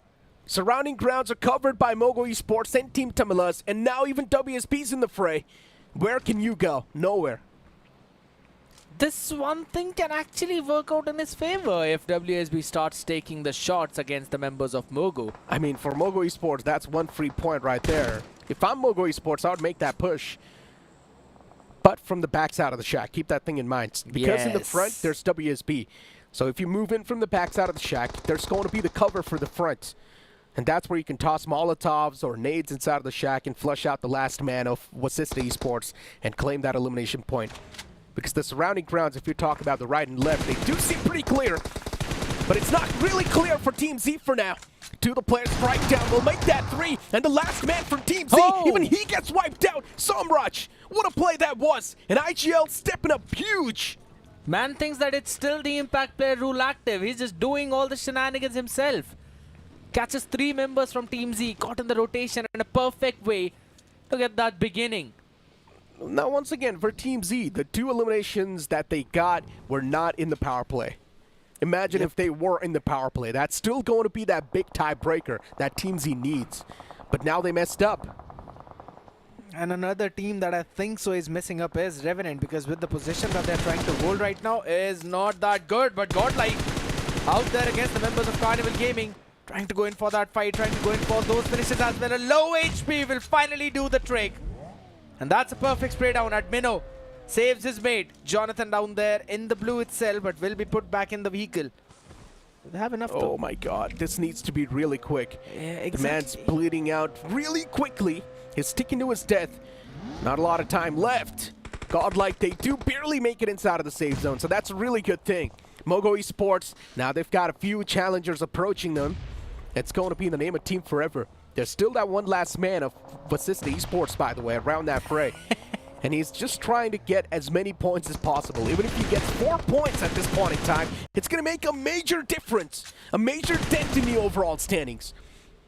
And now Mogo Esports, they're trying to take a fight against the last man standing of Team Forever. And an 8 sails in, and that will get the final confirmation too. Just like that, Team Forever, even they have been showcased the Gateway of Hell. Absolutely. But there's still one more man in the back lines, my bad. There's still Omega in the back, but he's right next to the players of 8-Bit. But yeah, one single man of Team Forever, is he really going to be able to do a lot? But look at Vixky, a sneaky guy. Now he jumps to another shack inside of the zone. This man is moving shack to shack, and somehow he hasn't been taken down yet. I mean, he's actually acting like the Shaq as well that we all know. That big, bulky guy. The Big Shaq. The Big Shaq. Thank God you actually got it. Nice, brownie points for you. But again, Omega out there in a very awkward spot, and that's the extreme far end of that circle. So the blue is going to move really fast. No more mids to probably deal with. 8-bit will have to go in for their rotations from a bit up north too. That's going to be a big problem. I think so all the teams who are actually outside of the circle now kind of will have to fight their way through an uphill battle, and that's a beautiful nade that knocks out Mr. IGL, though. Team Tamil as an opening has been found by the members of the Apes. OG, yeah, they do find the opener, but that's not going to be the pounce call, right? Oh my God. Wixky, one single sneaky man squeezes that 1 point away, and keep this thing in mind, every single point really matters a lot. Because Vasista Esports was in that tie as well for bottom 4. Yep. This 1 point is going to break that tie, but it's not going to get them outside of that bottom 4 just yet. They need at least 3 or 4 more points to get them outside of that slumber and put them in a better spot in the overall standings. Probably barely squeeze them in the top 12. A really nice breakdown coming in from the Apes as Equinox gets caught. Entity, they're now feeling a little bit of that presence of the opponents in the front, or in the side if you'd like to say. Orangutan on the move towards the safety lines as they're going to find the breaching point with ease. But in the front, it's Team Tamilas. And the breach through Team Tamilas, it will be a tough pill, but it's Revenant Esports taking a fight against them. And what a nade that was from Menti. It finds the opener against Revenant as Sensei gets knocked out, and Sensei is now looking for to back away. But the Apes from the back lines will definitely try to pounce on top of the opportunity. Flock unfortunately blows his own teammate up. Sensei's knocked out and dusted. And now Revenant Esports down to a 2-man squad. What can they even do? I just tried a confirmation if he actually thought that he put out a smoke there instead of a frag, and that's a big problem, but he needs to pull this out. But Safe also falls in. Fox, perfect play. Flock tries to talk down one player, but it's yet again not enough. He still needs to make his last stand. Will be taken down. Mandy with a perfect shot, and it's the Apes now bouncing on for a third party. Revenant Esports, there's quite a big disconnect as the last man was also there around that fray, but eventually gets taken down. But what am I watching? Even the Apes are now starting to face the brunt. Manti, one single man with the S12K. He's just fighting around all the area. And eventually finds the connections too. Both the players eaten alive, and now the remaining 2 Apes in a big, bad situation. What can they even do to get out of this one? The Apes, they messed up massively. Veron with the nade being tossed to the back, and this nade will find the perfect spot. The last man of Team Tamilas has been eliminated too, but Team Tamilas, they got a decent amount of points to keep them around that top 4. That was a big play coming in from their side, as you mentioned. But right now, even the members of Apes, they have to move in through the firing lines off the side of 8-bit on the other side. While over towards the south is where the entire action is now building up. Godlike, Mogo, WSB, all of these big names are down there. Orangutan. It's now time to move. They've got a decent amount of points secured already, but Mogo Esports, they mess up majorly. Shogun, the last man standing, even he's taking a lot of damage upon himself. Now the fray's cleared up for now. Mogo Esports, Delta PG is there, but there was a disconnect, and eventually the entirety of Mogo Esports, even they collapse. That's it. Now it's time for Godlike to step in the action against WSP, and if Godlike prevail in this fight, no one's gonna stop them from getting this chicken dinner. And what a beautiful nade that was. Punk, he finds a 2-piece. And with that, they already have 10 finishes in their bag. That is such a massive play. We've been talking about the man himself at Minnow, as he was not stepping up for the team. Look at him, he's got 6 finishes right now in his bag. And it's 8-bit they've got to worry about, and also OG over up towards North. Vixky, he was having a good position in the shack, but finally the circle moves away from them. Jonathan is already in the circle and can try to gatekeep 8-bit as they'll be fighting Atanki out in the open. Team 8-bit. Juicy's still knocked out. You've only got Mighty and Aditya on their feet. And for 8-bit, everything is on the line.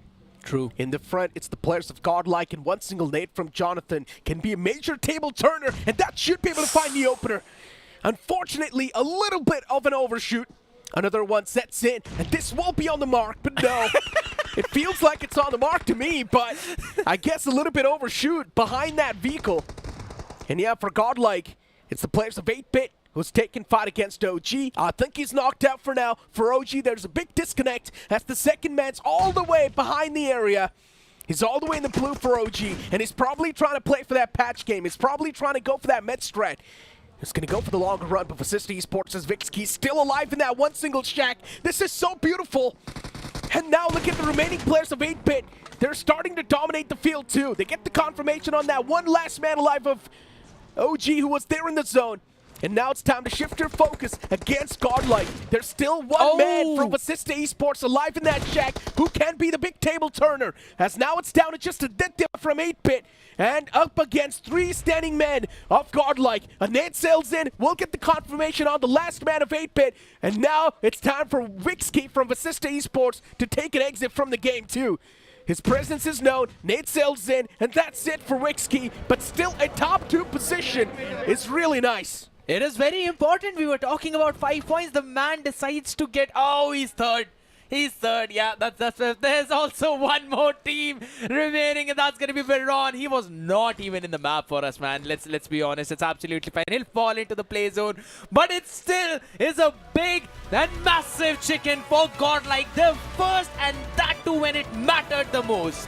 Well, Godlike, as I mentioned, the boys definitely do have it in them. But as you mentioned, it was also the first chicken dinner that they pulled off.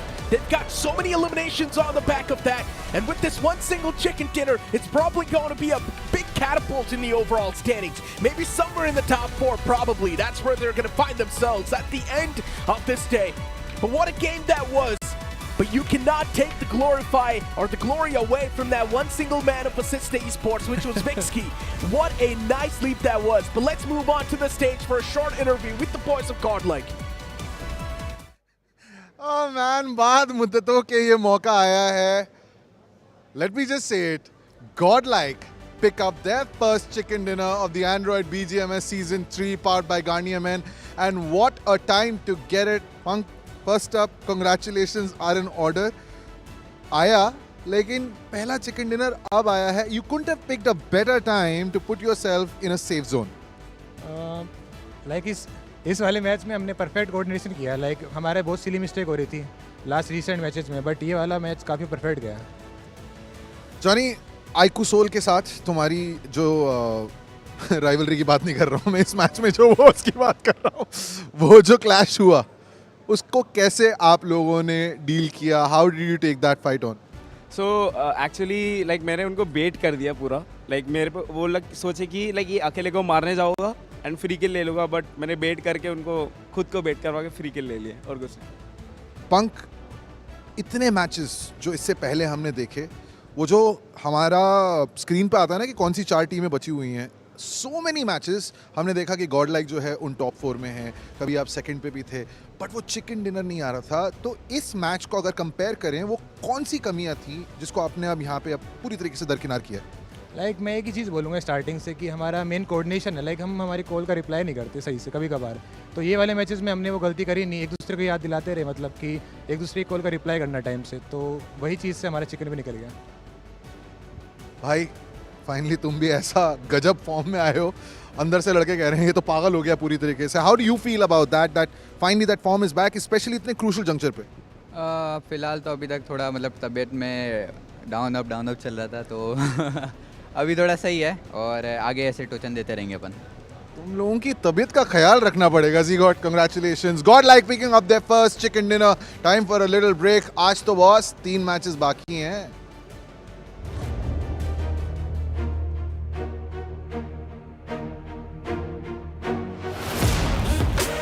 वो पूछ रहा है हमारा comeback कब होगा. इस बार होगा तो सोचो तुम्हारा क्या होगा. दिल से Godlike.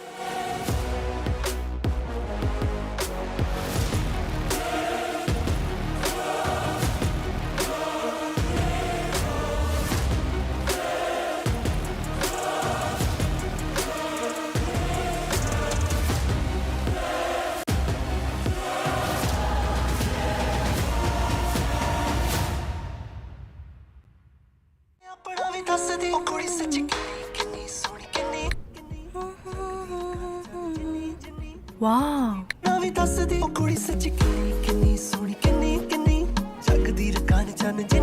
Circle to search. Only on Android. Red Bull gives you wings. ये वही जगह है। क्या होगा अगर मैं ये सब कुछ तबाह कर दूं तो? मैं इस टावर के ऊपर पहुंच कर ही रहूंगा।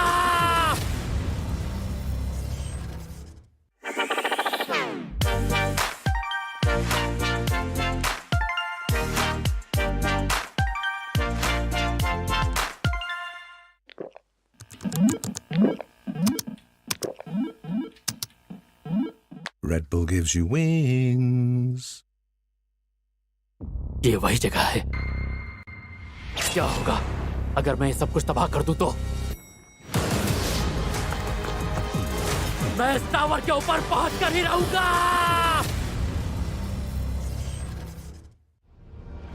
Everywhere I go, dirt and pollution dull my skin. Garnier Men Turbo Bright Double Action Face Wash. 2x brightening power. With charcoal and vitamin C, deeply cleanses dirt and pollution to fight dullness for instantly bright skin. Garnier Men Turbo Bright Double Action Face Wash. Try the #1 men's face wash in India. By Garnier Men.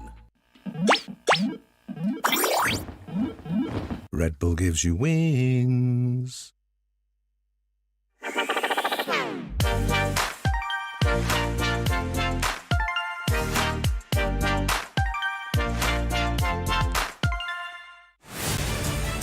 To live your life the way you want.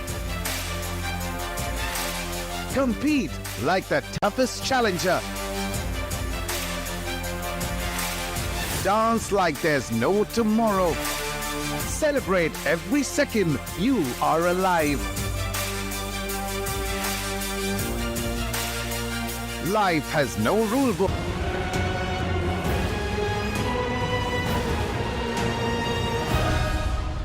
Godlike, after getting that previous chicken dinner, now they're out of the harm's way. But still, it's a big sword, and that's a double-edged sword on the bottom 4 teams. And one of those was also Vasista Esports, but after this performance, I'm pretty sure even Vasista Esports is not going to be there in the bottom 4. They're probably going to be there somewhere in the top 12. But this is what I've been mentioning over and over again. Every single point matters if you're there on the latter half of the board. So you might as well try to take the advantage of the power play system and try and squeeze as many points as possible. Moving forward towards the MVP of the previous game, it will be Admino. The man's back in form. Absolutely. 7 finishes, 50% contribution, absolutely mind-blowing. And with that 26-point banger of a chicken dinner, as you mentioned, this team is now in that safe zone without any difficulties. OG on the next, the 13 points, exactly half, then Entity 8, but Vasista as well, getting those 6 points. Team Tamilas, Crucial. Aiku Soul, that's very crucial, as you mentioned, because the average comes out to be 4 or 5 points. You have to have anything more than that. But a big dip for Team Forever as well as Revenant. Only 1 point, 3 point, one played as well, only 1 point. That's a big problem. Yeah, but the woes keep on continuing for Revenant Esports and one played, as you mentioned, still not been able to perform. The same thing can be said for Team Forever. And the only reason why we're not really seeing the performance squeezed out from these teams is because they're not taking the advantage of the elimination factor that is there, that is available in the power play system of the BGS Season 3. But I think so you guys should really take the advantage of the tap and pay feature on the Android devices. It's going to save you so much efforts. Yeah, but you've got to make sure you keep your funds in check. Don't spend like this man does out here. But on the other side of the spectrum, a team that is actually letting a lot loose right now is Team X-Pac and Carnival Gaming. I mean, those were out there having so much fun without a care in the world. Hey, but now even Godlike can have that fun, right? They're there somewhere around the top 4. The second game of the day is going to be the match of Sanhok. And if Godlike, they do unleash themselves in the Battlegrounds, it will be so fun to witness. You've got 5 teams that will be super bloodthirsty, like the Bloodhounds on the map, and they will try and hunt down every single team that stands against them. Especially for the bottom 4, there's so much on the line, and slowly and steadily they're starting to second-guess themselves, but they need to keep one thing in mind, that they need to move fearlessly, just like our Philips 1 played, and try and aim for the sky. Absolutely. Aiming for the sky is going to be the main thing, and for all the teams who are in the bottom four, they still want to find the consistency, want to find an opportunity to try and bounce into that top 12 whatsoever. But ladies and gentlemen, all that action will definitely unfold, but only after this short break.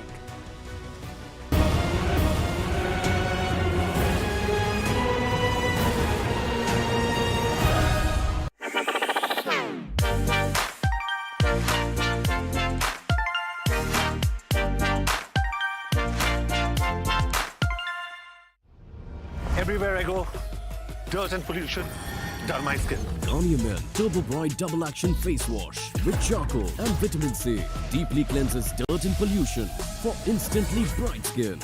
Try the #1 men's face wash in India. Garnier Men Turbo Bright Double Action Face Wash by Garnier Men. Red Bull gives you wings. ये वही जगह है। क्या होगा अगर मैं सब कुछ तबाह कर दूं तो? मैं इस टावर के ऊपर पहुंच कर ही रहूंगा।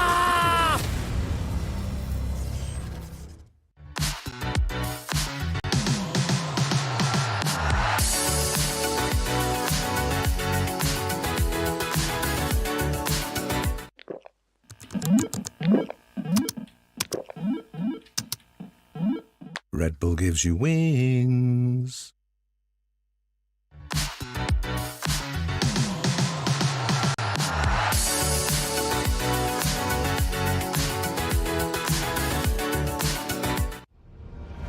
Everywhere I go, dirt and pollution dull my skin. Garnier Men Turbo Bright Double Action Face Wash. 2x brightening power. With charcoal and vitamin C deeply cleanses dirt and pollution to fight dullness for instantly bright skin. Garnier Men Turbo Bright Double Action Face Wash. Try the #1 men's face wash in India by Garnier Men. Red Bull gives you wings. ये वही जगह है। क्या होगा अगर मैं सब कुछ तबाह कर दूं तो? मैं इस टावर के ऊपर पहुंच कर ही रहूंगा।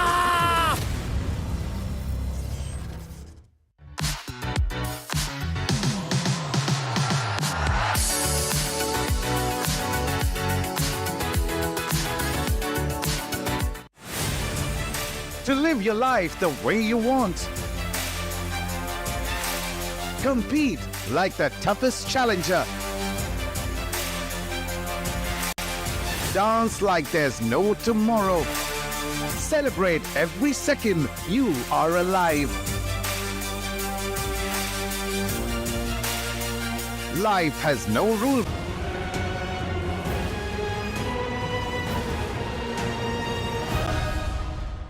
Sanhok always comes in with a lot of excitement. And yes, you heard it right, Sanhok is going to be starting soon. The second map of the final day of the playoffs. For some of the teams, the survival's still on the line. And as we all know, the bottom 4 teams will be eliminated. And right now, the teams in the bottom 4 are Revenue Esports, Team Z, Team Forever. Vasista Esports could have been a part of that action as well. But luckily enough, because of Vixkey and his shack-to-shack gameplay, he managed to survive and keep his team in the top 12, at least for now. But this game matters a lot for Vasista Esports. Shadow as an IGL needs to bring something new to the table. He needs to be a little bit more aggressive in his approach. Absolutely. Shack-to-shack gameplay is what saved the day for Vixkey as well as for Vasista. Shack is Vixkey's best friend is the quote that I like to add. But as you mentioned, things are going to be super crucial on this map of Sanhok. You need to go aggressive. If you are in the bottom 4, you've got nothing to lose either ways. All the fights, all the stalemates, they need to be dealt with as quickly as possible. And even Entity is probably down there somewhere. Having those problems, having those difficulties is something that you really need to deal with. But ladies and gentlemen, all those things will be put down on the map of Sanhok itself. It's a crucial one for all the bottom four out there, as the now bird will hit the skies, starting all the way from the southern part of the map, going in over towards Hathin. It is heavily tilted over towards the western part, so the teams who would really want to drop in over towards Mognai would need to take a bit more gliding action, but it's absolutely fine. It's the map of Sanhok. Either ways, you can drop every single place from all the fly paths over towards the south. We see a lot of teams going in for that early exit. Team Forever as well as 8-Bit moving in a bit more over towards the west, somewhere around the area of Samhi. Revenant as well taking their drop over towards Camp Charlie, while Entity, they always like to drop somewhere towards the quarry area or a bit more towards the east. Want to loot all the compounds that are down there. This time, Ikusol, you've got no global esports to try and contest for the Camp Alpha. I want to see if Team X-Park wants to join into that action, because normally they do drop in around the area of Hathin, try to loot that and then move a bit more down south, but boot camp is where we normally see some fights, and this time Team Forever have decided not to jump into the boot camp area, but rather have taken that early exit over towards the extreme southwestern part, over towards Nakam. Seems like Team Forever have decided not to take the advice of Necro whatsoever and just avoid all of that early action. And I think so, looking forward into that action, it's kind of okay and understandable too, because normally it's heavily dependent if you actually get that weaponry or not, and Team Forever have been struggling to find that, and that's what Ash mentioned in the interview. Now, that's really smart in my opinion from Team Forever. Yes, an aggressive start is not there. They're not able to capitalize on the power play itself. But as you mentioned, first of all, it's all about the weaponry. It's all about the luck factor at the start. And the second part is that Team Forever knows WSP, they've got nothing to lose. They're in the top 4 anyways. Before Team Forever, everything is on the line. So that's why they're playing it safe for now. But as soon as they get their hands on the better weaponry, in my opinion, they should try and take the advantage of the power play. Yes, absolutely. You're not the only one for that. I agree with you 100%. But something that I really like is, in fact, this big 2-2 split. But hold on to that thought. Hold on a second. Seems like Shadow has been knocked out from Vashishta Esports yet again. Now, that's a big thing and a big red signal, because if they lose onto this one, it's going to be another big problem. But we're going to have a look at the OGs, Orangutan, who are on the way over towards that quarry side, a bit more north. They're as well spread out, man. They're the ones who are actually occupying most part of the circle, I guess. Yeah, but I'm not sure what's going on with Vashishta Esports. Looking super scattered, looking pretty unknown. They do not exactly know what they're doing over here. Yeah, I mean, such an no man's land. It's such a weird approach that Vashishta Esports has taken to this game. Every single player in their squad, they're just so spread out. They do not even know how to provide the cover fire to each other. I mean, look at Shadow OG. He's trying to back away to safety. But still, where are the teammates? You don't see him around. They do not even want to go for that save onto Shadow at this point in time. Yeah, the match confirmed. It's complete. Fine, now the players are definitely looking forward to back away slowly and steadily. Before Vashishta Esports starting things off with a 3-man squad. Once again, that's going to be a rough start. But where are they going to go is my big question. They move down south. You've got Raven. If they stay here, you've got Team Z, who will probably join into the action. And as I mentioned, Scout is already firing a few shots onto those members. And if he gets a knock, he would realize that there's the players of Vashishta Esports. One confirmation is all they need. Yeah, but my question is, what was Shadow doing over there? No idea. All by himself like that. Such spread out approach, such a lost approach in the game, and that's not something Vashishta Esports is supposed to do at this point in time. And especially Shadow being the IGL, he's looking lost. We have had this multiple times of the understanding, right? And of the fact that Shadow sometimes in those crucial moments kind of choke up and makes the team make some of the decisions that are very unconventional or unhabitual of them. And that's what's happening for Vashishta Esports. It is a crucial day, an important time. Hold on, but Raven Esports this time up against the players of Vashishta Esports. At least the players were spotted. And Vashishta Esports is on a move. They're on a run. That's risky.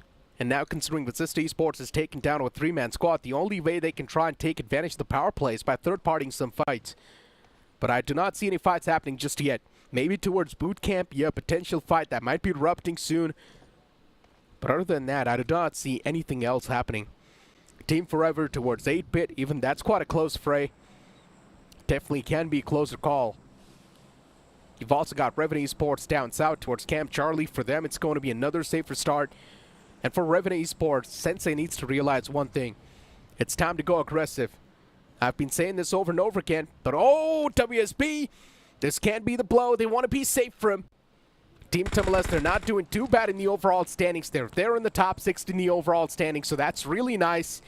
They can go for some extra bit of risk if they want. Before Godlike, with that one single chicken dinner, they've already leaped directly in the top 3. Big leap, as you mentioned. 50 points in their hands. And they would have been second, though, if not for the early finish of WSB on Shadow. It's not even just top 3. I mean, grabbing that second position with one big of a chicken dinner clearly shows you that one solid firepower is all you need, and that's what they're starting with, and it's one blade on the receiving end. Here we go. Oh my of course, the man's going to go for a pin. Utilities being tossed in, even from the opposition, but this time it's no connection. Jonathan pants the man to his death, and now one plate. The rest of the squad is in a big panic. A beautiful Molotov from Admino, but the man can be caught as well. Admino's not knocked just yet, but eventually he can be knocked out. It's Zgon who is on the receiving end of things, and one blade. They do make a comeback in the fight. Nicely done. Godlike, they were looking over aggressive, they were definitely looking over confident in this fight, but now they mess up majorly. And for one blade, every single point they accumulate in this fight, it's going to be a big lifesaver. It's 3 men off one blade up against the remaining 2 players of Godlike, and Jonathan, the man's way too low. He backs away to safety inside of the house, and the man's still way too low. Eventually, a jump shot comes into play as KSR7 will put that nail in the coffin. And now for Godlike, it's down to just Punk, the one last man standing. He's got his hands on the DBS, 13 bullets in the magazine will make that 12. And now Punk is still looking to reply back. The man's put the man down way too low, but eventually Punk will be dealt with. And one blade, they come out on top in that fight. And they've also got 8 points in return. That's so huge for one blade. A big leap, as you mentioned. With that, they're out of that bottom 4. But Mogo deciding to go in for the third party, gets the first knock onto Kana. Oh my god. There's also Carnival Gaming into the mix as well. That's a big problem. He got the knock onto Goblin. Hector S-Power still in the back. And look at that, one last man surviving a one blade. It's KSR7 all the way in the water lines. The man's now a shark. As long as he shifts away from this spot, as long as he's safe, that's all that matters. He can try to pull off a Wixkey in this game. But it's a different map. You're not going to have shacks. You do have the long grasses. That's not going to help you at all. I know.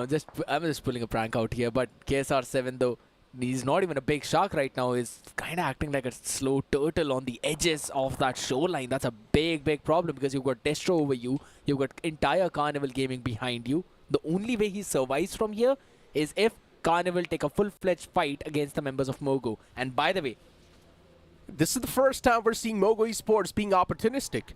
Yep. I like that. Mogo Esports realizing the same fact. If you keep on playing passive, the advantage will be taken away from you. And look at this nade being tossed from Destro. Will it land directly on top of KSR7? The answer is no. It's an overshoot, considering the boys do not know exactly where KSR7 is, so luckily enough, the man will survive for a bit longer. How long is the question? Can't even patch himself up. That's the big problem for the man himself. Shogun is all there, but there's, again, the point that I really wanted to mention was, in fact, that Shrivenant lost the fight against the members of Raven. They were caught during the rotation itself, and they only managed to get one person of Raven. Sensei had a couple of knocks under his belt, but the entire team crumbled under that pressure. That's a big problem. Only 2 points being accumulated, and with that, Manchester Esports, as well as currently they are alive, you can already argue they might get a couple of more points. The lead is going to become even bigger. It will. It definitely will. Revenue Sports with a big mess up in the game once again. Yeah, I'm not sure what the game style is going to be, what the gameplay for the future is going to be. 2 more chances left in the hands, and if the same thing keeps on repeating itself, then that's a really bad thing. Sensei, listen, final 2 chances, my boy. You got to go aggressive. You got to start taking fights. You're trying to play for the placement game. You're trying to play for that defensive play style, but it's not been working out just yet. It's not been working out so far. And in the pregame segment, too, I mentioned why is Revenue Esports struggling in the playoffs. I gave a proper explanation, too. Because in the league stage, the first part was there was bounty system and there was also the impact players on the weekend. These two extra power-ups really forced these teams to go aggressive on the map. And that's why in the final few stages, you only had 8 or 9 teams max to max alive. And that's where Reven Esports was able to pull off an easy rotation. But now if you compare those final zones to the final zones of the playoffs, this more like feels like a proper competitive game of BGMI. True. And that's where Reven Esports is struggling to find that rotation in the final zones. Because they've just got too many teams alive in the final few moments. And to breach through those teams, you need to start taking fights. And Reven Esports isn't able to prevail in those fights, or at least that early on. Shots being fired by Sarang onto the members of WSB. They can go in for their own rotations. They don't have any care in the world. And by the way, they managed to get a few points off of the members of Team Tamilas though. It was all the way in the stage 2, so not getting the double points out there. But at least that's something to work around with. Imagine the final 2 games of Reven Esports has to be 10 points per game. More than that, 12. I would still say 10 points per game can do the deed. If you want to squeeze yourself on the 12th spot. True. But so, I mean, just look at it, right? Look at the overall standings. You pretty much got the live standings in front of you. Vasista Esports right now is on the 13th spot. On the 12th is One Blade. And they've got 8 more points in this game itself. yeah, they're at 21 points currently. That's why they're at that 12th position right now. Yep. But as you mentioned, yes, 10 points in both the games can do the trick. But if you actually think about it, if in terms of eliminations, that's 10 eliminations at the bare minimum if you do not get any placement points. Because this team does not like to utilize the power play. That's the main problem. That's the main struggle. And you really want this team to use that opportunity to try and get at least one big squad wipe. Just exactly what One Blade has done. To catch one team and get those points. Talk about the squad wipe, and we're still seeing that stalemate into play. CG, Mogo Esports, and One Blade's one last man, which is KSR7. That fight is still not coming to life. You've got OG right in the smack center of the map, Sanhok, and as long as the zone keeps on forming on top of you, you will be the victor. That's for sure. Sanhok is a proper zone-oriented map. If the zone's going to keep on forming right on top of you, no one's going to stop you from being the victor. And right now, for One Blade, CG, and Mogo Esports, they're playing in the outskirts. They're not in the safe zone just yet. It's better to move inside of the safe zone as quick as possible, because if all the prime spots are taken away, then you will definitely regret staying out here. What is KSR7 even going to do right now? That's my big question. At least he's patching himself up with those bandages. Now that he's heard that Mogo have taken their vehicle away, he realizes that there's no one to hear him patch up, so he can now patch himself up. That's one good thing. They haven't went away just yet. Yeah, Justin is still there though. Still there around the corner. Not just Justin, even Shogun is there. But Reven Esports, as Aim God kicks things off, he gets 2 big knockouts against 8-Bit. And it's not a great news for 8-Bit, considering they've already lost out on 3 players. Mac is still there in the back lines, but Aim God, what a big MVP in this fight he was. Single-handedly shutting down 2 players, and now Mac is left as the final glimmer, as the final pillar for 8-Bit, but not anymore. Even he gets extinguished and demolished. I think so 8-Bit is still in a position where they do not need to worry about the qualification, because you're talking about 20 points in that bottom 4. If you add it, that's still... Alright, maybe they could be. They could be. True. But finally, Carnival Gaming, they lose the member. Hector tried to push up far forward, and Justin was there to answer back. Now we're going to see something else that's going to happen. Beautiful Tesla truck out there. Yeah, Cybertruck, that's what you call it, man. I know. Tesla truck, you just call it Tesla truck, come on. Cybertruck slipped my mind. Give me a break. It's a cool name, dude, come on, Cybertruck. That is true. How is it supposed to slip your mind? Is it bulletproof though in the game? That's a big question. No, it's not. Unfortunate. Then it will be OP, right? Exactly. It's not fair. To make the game fair and competitive, yes, skins, they're just for visual, but it's not on IRL basis. But Mogo Esports, for now, considering they've already taken down 1 man, it's quite nice. 2 fishes in the water, and they cannot be friends, at least this time. Goblin, he knows exactly where KSR7 is. And KSR7 is just running away for his life. For CG, I'm not even sure what the game plan is at this point in time. I mean, yeah, it's just one single man alive with one blade, and they do not want to let that one single man, too, be alive for too long. And Goblin, once again, moves underneath the water to spot out KSR7. Now CG thinks that KSR7 is out from the opposite side, and they're probably going to try to wrap around this entire hill, or this entire mountain that's there. That's a big thing. I mean, let the man survive, or at this point, let him live. He's been trying that for such a long time. He's spotted. Goblin sees him. The man, can he jump back into the water is the big question. Does not even have a lot of HP. The body comes in, but a big knock on Goblin. Okay. Nice. A surprising knock. A slap returned back. And now for Carnival Gaming, they've got 2 players in critical condition. And it feels like CG, they do not even care about themselves. They know that they've qualified. They're here to spoil some more games. And for One Blade, congratulations. Their game has been spoiled. I feel bad. I mean, just on that 12th spot, they have been eliminated from the game. That means Vassista Esports can overtake them anytime. WSP up against the players of Aiku Soul. Knuckle is knocked out. Aiku Soul, a bad start for them. Losing out on 2 players will make that 3 considering Knuckles knocked out. Manya, the last snake alive in the grasses, is slowly and steadily proning, and even his voice is heard. His sound is heard, and WSP, it's a random spam through the smoke, and eventually the shock and pellets will find some connection. Absolutely. This team is now not stopping whatsoever. WSB now, since the pressure is off of their backs. And even Team X-Pac have had a couple of points out in their bellies. Aiku Soul on the other side, though, just above 8-bit now with the lead of 1 point. But that's not enough, because right now, Entity Somraj, they would really want to try and take that lead, trying to pull his team out from the position they are. And this is not the foe you really want to fight against. Oh man, what am I watching? Big spray downs coming in from Entity. And now Raven Esports, they move away from this spot, from this marker. They're in a really good spot, at least for now. Raven Esports playing it as safe as possible this time. And they're still in the top 3, so I don't understand this concern from Raven.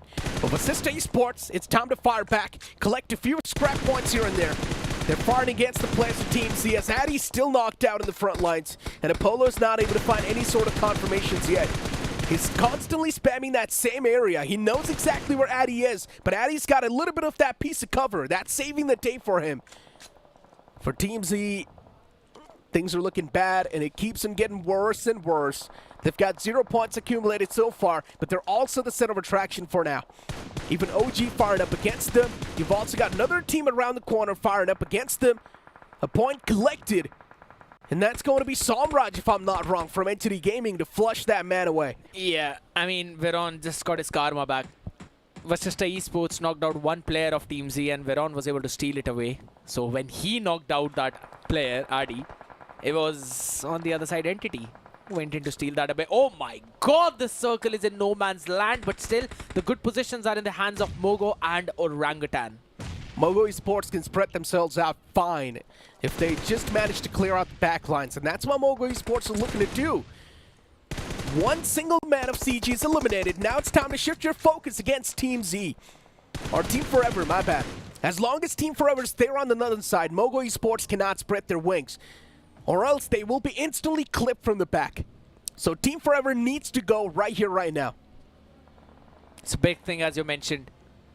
They can either try to force this fight, or they can try to force their entry into the circle. That's right now OG trying to fight against Team X-Pac as well. WSB trying to finish off the members of Vassista Esports. It's a big problem out there. The big clusters are now starting to form as Hanzo trying to gatekeep. Somraj will be able to knock him down, but there's still the 3 members down there behind him, and Hanzo will fall. Even Entity is replying back in really fine fashion as they find another knockout against Raven Esports. Well, for Raven and Entity, both these teams, they're doing quite decent in the overall standing, especially for Entity. Yeah, still a bit of those points are on the line, but Raven Esports, they're constantly taking shots against the boys. Even Toys now going to be on the receiving end of things. And Toys firing back, he's trying his best to fight back against Aim God, but he's facing off against the Aim God himself, a man who's proved himself time and time as Hulk. He smashes the last man of Entity. That's a big problem because Entity is not in a comfort zone out here if you talk about it. Still getting only 2 points, and then they've been eliminated behind Mogo, and that too with a good amount of points right now. The last member of Team Z, Saeed OP, will try to move inside, but he's got a big man, Green Hulk, out in front of him, and he will take him down. Team Z, a bad game once again. They've only accumulated one single point in this entire game. And for Team Z, this is not just a sign of concern now, it's a big panic moment. And I'm pretty sure in the upcoming games, Team Z, Revenue Esports, OneBlade, they will panic a lot. Entity still holding that marker. But OneBlade being pushed back by Vasista Esports in the overall board. This is going to be another big moment. Vasista Esports, they've still got 2 players standing in this entire game, Apollo and Vixky. But the zone moves away right in the favor of Mogo Esports. They've got every single thing accompanying them. It's all to the stars, the luck is with them, even the zone, and as I mentioned, Sanhok is a zone-oriented map. If the zone forms right on top of you, it's your game, unless you mess up the firefight. And for now, WSP is definitely messing up that firefight. The players are getting knocked out, even Vasista Esports are losing out on the individual players. Apollo's out in the open, his elimination will be converted, and that's WSP to put the final nail in the coffin. This team is just playing out of his mind. 12 points accumulated already. And only last man Gods remaining, but he's been ruining the games left, right and center, and so is what Hulk has been doing. Finally, Raven will face off against the God himself. Hulk versus God. Who's going to prevail is the big question. Still tries to fire in a few shots onto that vehicle. Will move away. And now you've got to try and move into this blue zone inside that circle to try and survive, because the damage is going to be outstanding. And in the midst of it all, Mogo is the one who've got the advantage and who've got all the hard covers that you need. Hold on, sideline still not clear. WSP's one last man will have a lot to worry about, but Mogo Esports, they're prevailing in this final few moments. Justin trying to create some angle against the players of Team Forever, as they're now taken down to just a 2-man squad. Gods gets snuffed out. Shogun will find that final player. And now it's down to Hulk and Ninju. Team Forever, Ninju, he needs to at least squeeze a few points away, right? There's no way he gets taken down just like that. Mafia is also there to back him up, but unfortunately, the position's going to be off the concern. Mogo Esports, they have spread their wings. They've got so much control of this final zone, as the opponents, considering they do not really have the man number and a good positioning, they're messed up. Now you've got to drop your bags as well, because even though the grasses are a bit tall, but it's greener on the other side, and that's where Mogo is standing. They can see every single thing. Mafia's head, visible, position noted. Justin's gonna fire a lot of those shots, but will get knocked out, but the return trade is there. That's what happens when you've got the man number, as Delta will try to confirm that flush too. He will get the revival on the fallen player. Ninju needs to get back up, get the fallen man back on his feet. Hulk has got his hands on 8 first hit, so it's probably going to be Hulk on the second spot. Ninju forced outside of his comfort zone, but he's already found the second knockout as well. Shogun's there to get the revival on the fallen player. Ninju moves out in the open, and as I mentioned, it will be Raven Esports to secure that second spot away. Hulk gets spotted, and Mogo Esports will also claim that final point. That's it, Mogo Esports, a big game in their hands, and finally looking like the opportunistic ones, knowing exactly when to engage in the fights and knowing exactly when to disengage. I like that pullback from CG there, because Mogo Esports realize they're capitalizing on the zone, they're missing out on the safe zone, and that's where Mogo Esports, they pull that push back, focused on the safer zone better. Phenomenal play and a phenomenal performance indeed from Mogo, stepping up when need be. But you know what? Let's throw it down to the stage to Serene to have the interview with the boys themselves. So before मैं आपसे बात करना start करूं, मैं डेस्ट्रो और Justin से बात कर रहा था. I was like, कोई मोमेंट था जो तुम लोगों के लिए एक स्टैंड आउट मोमेंट था? You know what are the words that they use for this chicken dinner? Can I say that? Can I say that? Average and easy. Average chicken dinner और easy chicken dinner निकाला है. First up, why average, Justin? क्योंकि ज़्यादा किल निकाल सकते हैं, तो मतलब वो छोड़ दे कुछ हाथ किल, ऐसा फील होता है. और easy क्यों? मतलब चीज़ें फेवर कर गई, जोन फेवर कर गया, एंड हमारा बैक खाली कर लिया था हमने, तो वही इजी था, कोई थ्रेट था नहीं हमें. थोड़ी किल्स और निकालनी चाहिए थी, बट आई नहीं, कोई बात नहीं. Chicken. Jesse, why did you go after Carnival Gaming? नहीं, we didn't go after them. We went for the third party जो Godlike और OneBlade की फाइट हुई थी, तो वहाँ पे कार्निवल भी आ गई. तो बस वही था, ऐसा सोचा नहीं था, बट वही है कि हमें मालूम हम थोड़े सेफर साइड पे हैं, तो एक्सपेरिमेंट कर रहे हैं.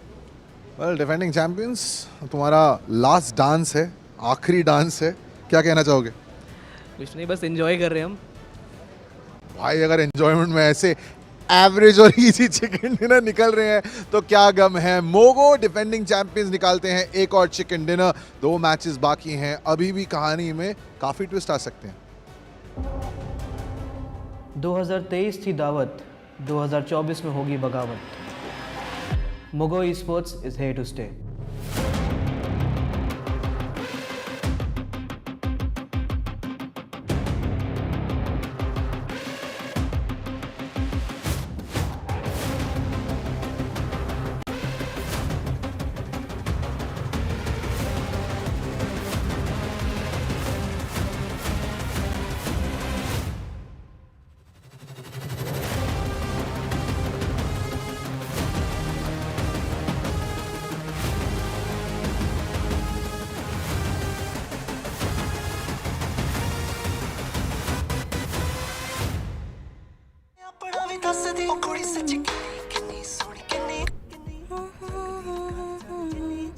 Wow.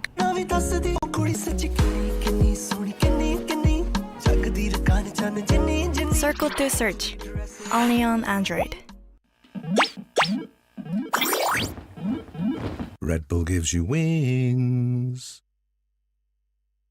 ये वही जगह है।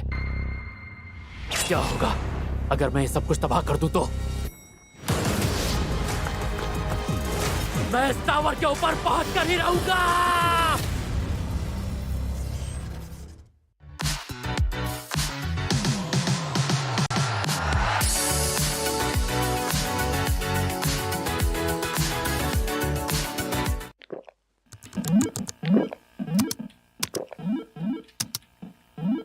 Red Bull gives you wings. ये वही जगह है। क्या होगा अगर मैं ये सब कुछ तबाह कर दूं तो? मैं इस टावर के ऊपर पहुंच कर ही रहूंगा।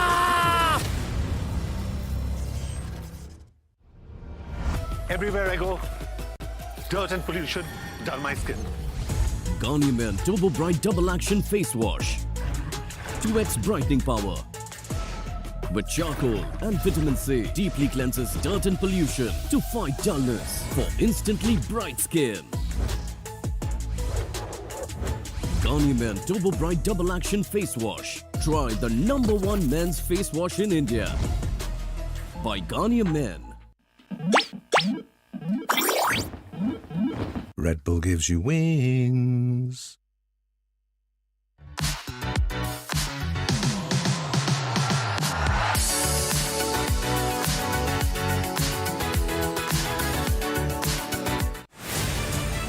To live your life the way you want. Compete like the toughest challenger. Dance like there's no tomorrow. Celebrate every second you are alive.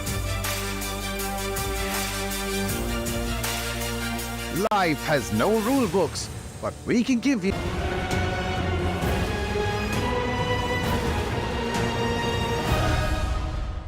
A really good performance from Mogo Esports, but the Sanhok wasn't that aggressive, right? Yeah, we did see a little bit of that trifecta of death going on where Godlike faced off against One Blade. Unfortunately, they were the one to phase out. I guess they did not really have the game face on with the Garnier's Men face wash. Probably, but that definitely was not the case with Mogo. They had their game faces on, and that's why they ended up grabbing that chicken dinner. I mean, let's be honest, it definitely wasn't that easy and average, though. Yes, I would agree the circle kept on forming on them, but at least there were quite a few fights going around them. But here's the thing, there was no direct fight against the members of Mogo. It was just Mogo trying to vulture around and find a few picks. Hey, but you know what? Let's move on and look at the MVP of that previous game. Has to be someone from the side of Mogo Esports, right? But no, instead it will be Hulk. I mean, it makes a lot of sense. The man was Hulk smashing anyone that stood against him with 38% finished contribution. The man's looking at the top of his form.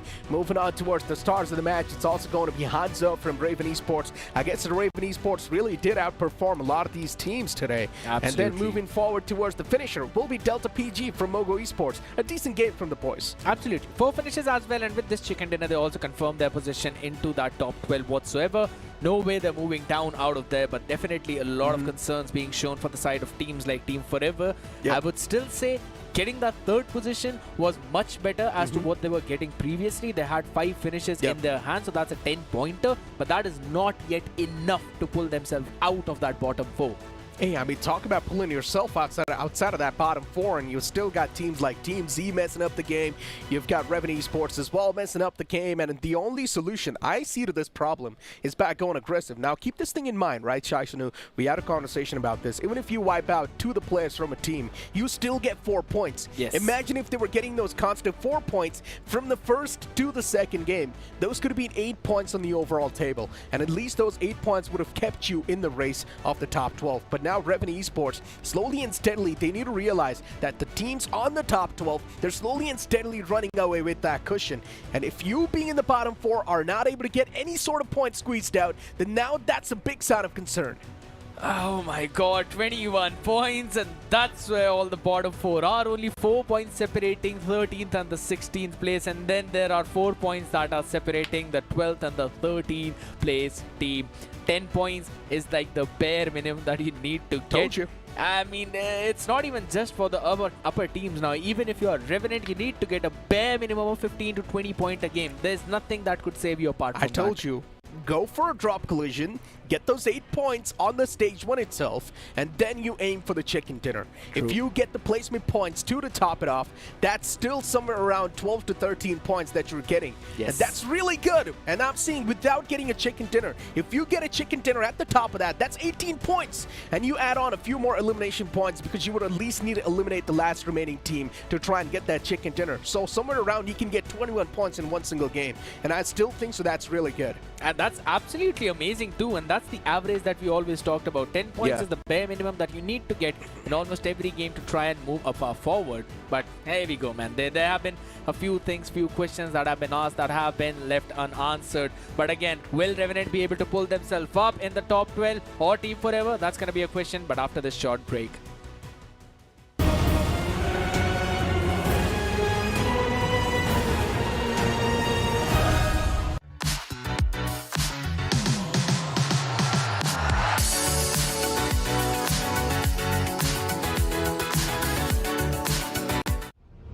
Everywhere I go, dirt and pollution dull my skin. Garnier Men Turbo Bright Double Action Face Wash with charcoal and vitamin C deeply cleanses dirt and pollution for instantly bright skin.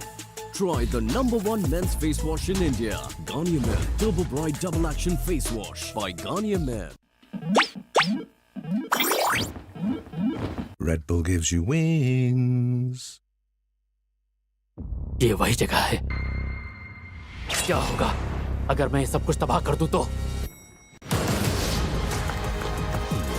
मैं इस tower के ऊपर पहुंच कर ही रहूंगा।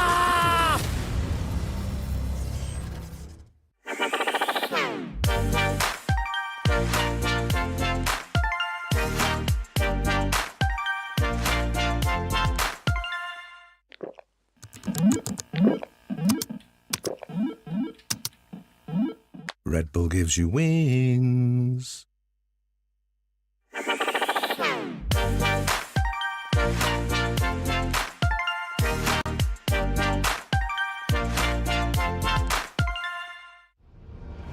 Everywhere I go, dirt and pollution dull my skin. Garnier Men Turbo Bright Double Action Face Wash. 2x brightening power. With charcoal and vitamin C, deeply cleanses dirt and pollution to fight dullness for instantly bright skin. Garnier Men Turbo Bright Double Action Face Wash. Try the #1 men's face wash in India by Garnier Men. Red Bull gives you wings. Shave it, shave it, shave it, shave it, shave it, shave it, shave it.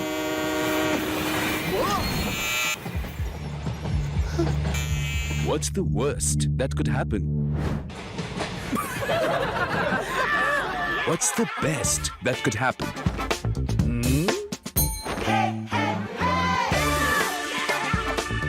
Philips One Blade. Move fearlessly. Innovation and you. Philips.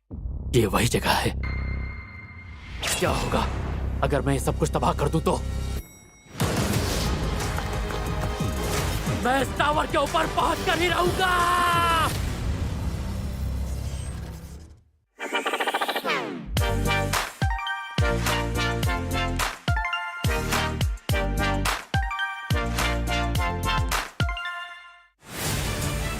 To live your life the way you want. Compete like the toughest challenger. Dance like there's no tomorrow.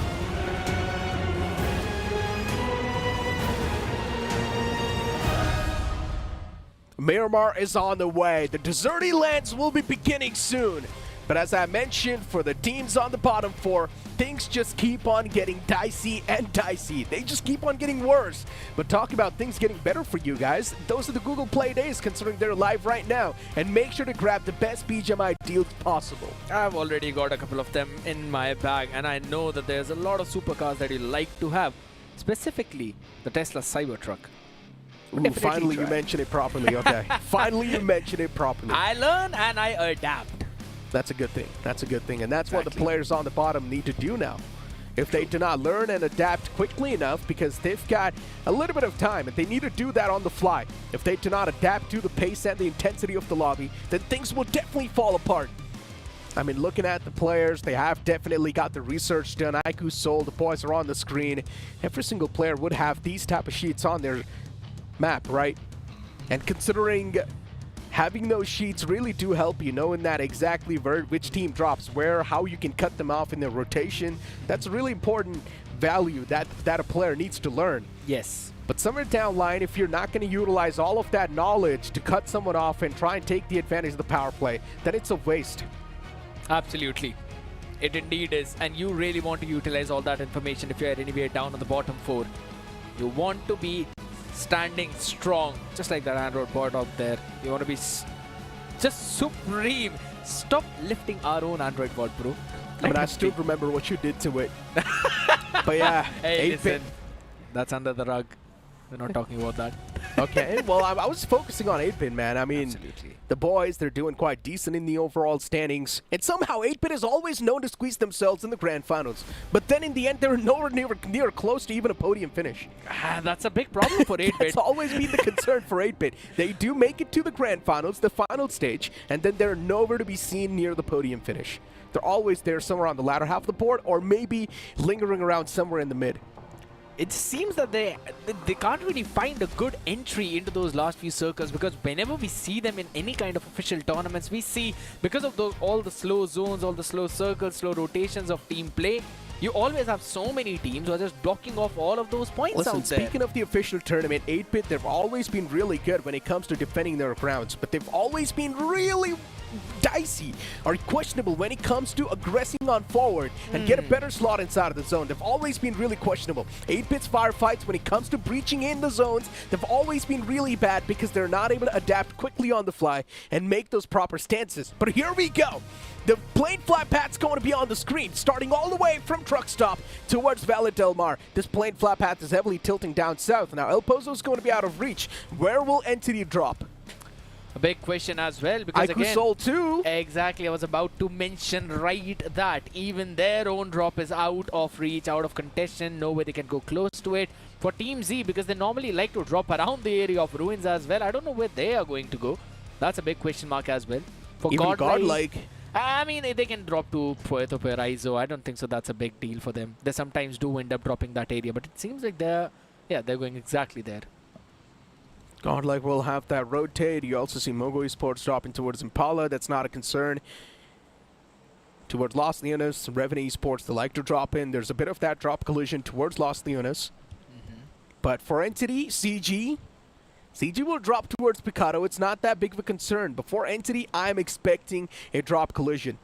And Entity, they're not doing too hot in the overall standings. Their position can still be compromised if the bottom four teams, one of them have a really big chicken dinner. Instantly, one team will be forced down in the overall standings.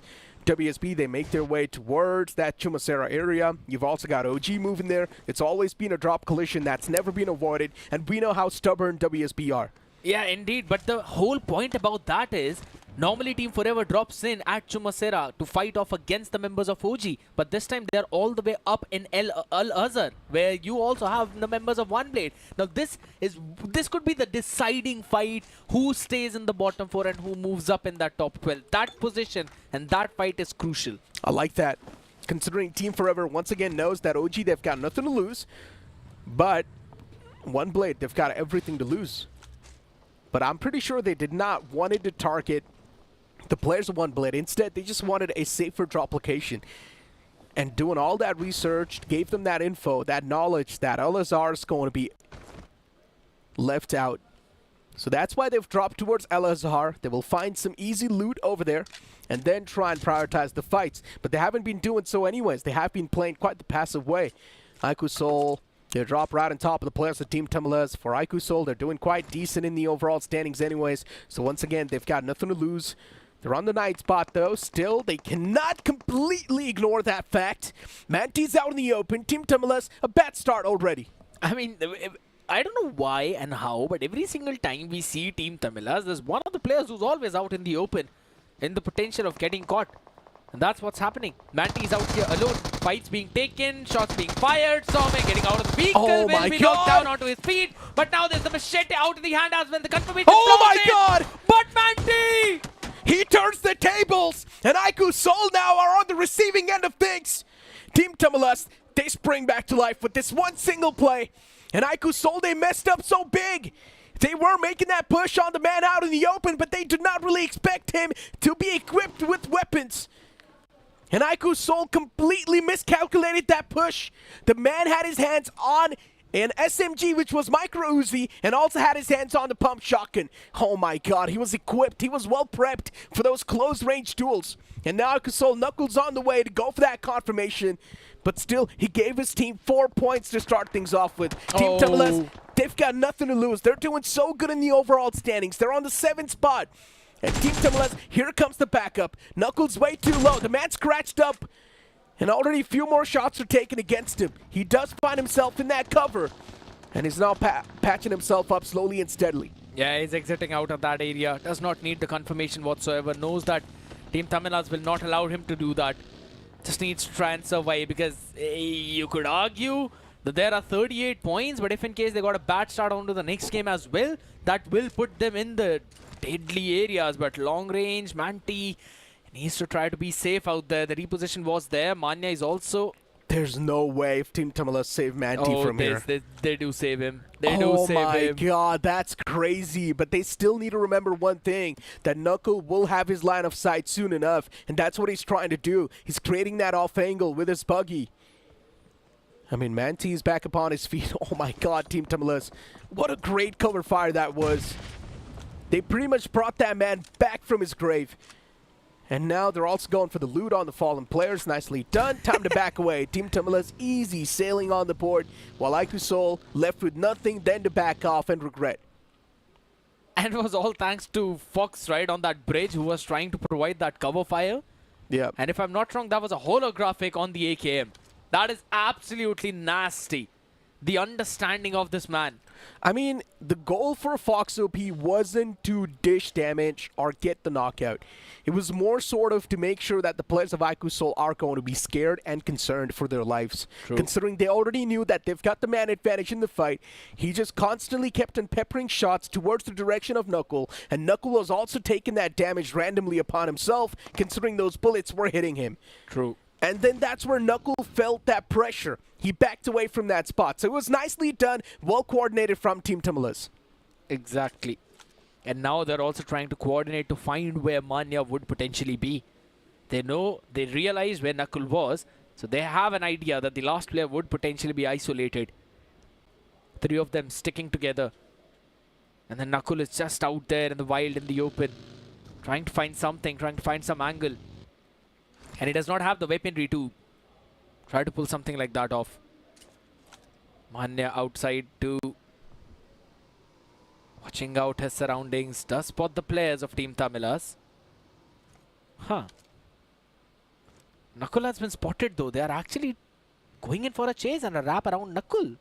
Yeah, makes a lot of sense. That's what Knuckle is trying to do. is trying to gather all the attention onto himself. So here's the game plan for IQ Seoul. They know they've already messed up. They know that they've already given up all the points. But how can they get the compensation in the fight? How can they get a few more points in return?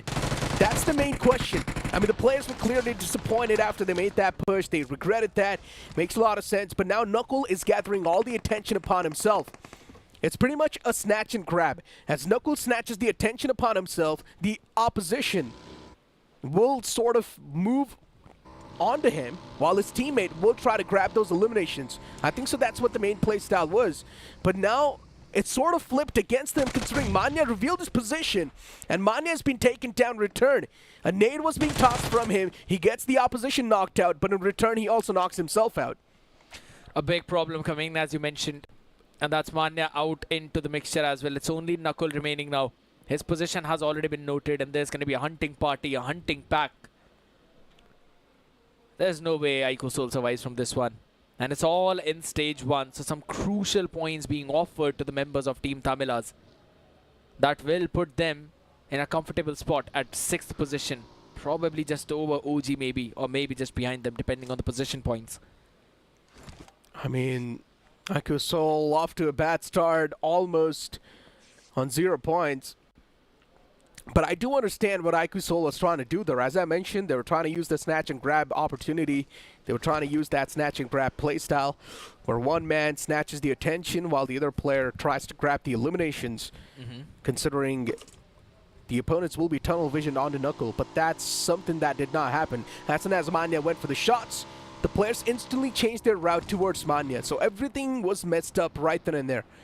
But focusing on the fight with Team Z and OG. Now this fight's looking a little bit dicey for both of them.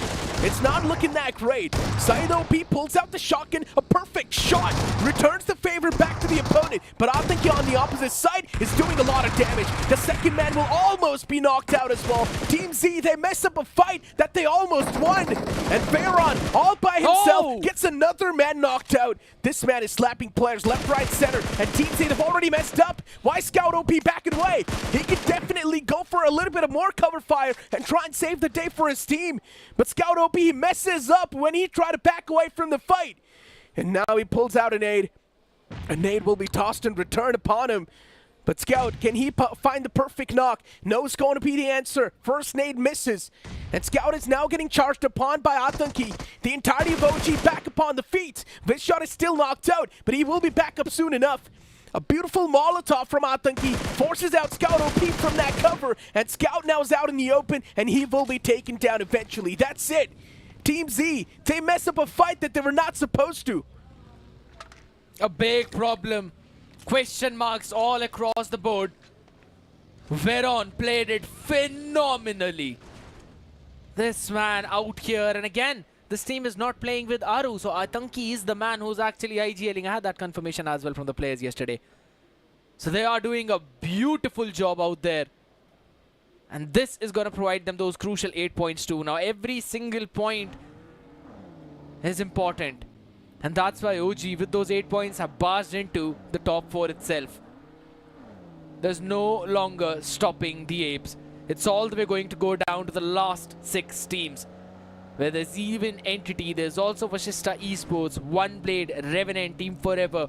For Team Z, unless they pull out a banger of a 25-30 point chicken dinner game in the next one, they might not make it. I mean, for bottom 4, yeah, a banger is needed, right? No matter what. Even if you're close enough to move into the top 4, still you need a big game, because there's always going to be that constant threat, unless you're on the last map of the day. Then even if you do barely manage to squeeze on the 12th spot, you will be there. No one's going to take it away. Unless the team you're competing against is still alive in the game. Then that will be that constant threat. As long as you're outgunning that team, as long as you're getting more points compared to that team that is still holding that breaching point of the top 12, you will be there in the grand finals. But yeah, I mean, the bottom 4, look at this, man. One Blade, Team Forever, Team Z, and Revenant. Remember something I said yesterday and today? Yeah, you mentioned that these are the 4 teams that will remain in the bottom 4. There's no bringing them back into the top 12. That's what we are seeing right now. I mean, it's not even a prediction, right? I pretty much try to do the analysis on these guys. Team Z, they have been struggling, let's be honest, even the league stage. For Reven Esports, the lineup that they've got really supports them to play tactical. And when Reven Esports had the chance to play tactical, yes, they were doing quite decent to get those easy breaches in the final zones. But now Reven Esports isn't really able to get those easy breach, considering there's a lot of teams left alive still in the final few moments. So Reven Esports is missing out on that. And they do not really want to prioritize the firefights to get the points. So Reven Esports was also counted out. Team Forever, they were also looking quite inconsistent in some of the fights. They were coming out on top, in some of the fights they were not. One Blade, they've always been there on the latter half of the board. Before now, a fight is breaking out between CG and their opponents. For CG, they did lose out on Goblin a while ago. OG, they have made the pounds, considering it is a 3-on-3. OG, they will get the knockout onto Hector, and now make that OG with the advantage. It's a 2-on-4. OG, they can't go for risk like that. Another man strike down. His power does not stand a chance. Now it's down to the showman himself, Neo. Well, not anymore. Even he gets evaporated into thin air. Unfortunate for Veron, though. He has been confirmed out there. His game is spoiled, but Carnival Gaming, they don't mind that. They are at the safe spot, though. 44 points. I think so that's much more than sufficient to just stay away from that bottom Easily. I mean, look at the big difference, right? But for now, a third party on the way. Team 8-Bit. Now they've got the man advantage in the fight. We'll make that just 1-on-4. This shot, he's trying his best to fight back as Mighty's knocked out for now. It's a 1-on-3. He needs to isolate the duels. He wants to go for the confirmation too, but he's just burning through the bullets in the magazine, and eventually will be striked from the back.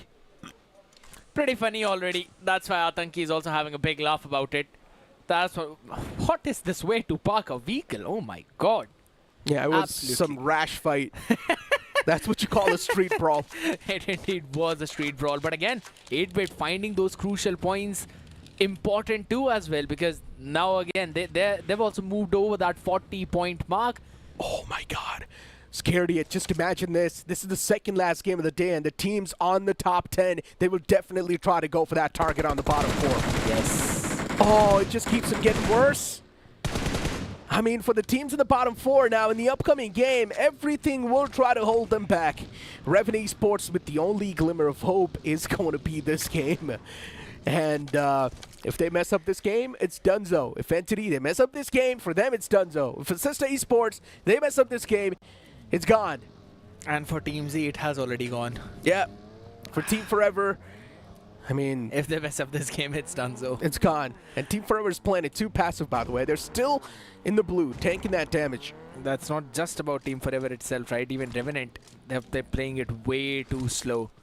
Still, one good thing is that they've taken a position just around that center area. Now, one good thing about them is, in fact, that quite a lot of those teams were taking those fights. And there's a big cluster already out there in the center, with just over the north of center is where the fights were being taken.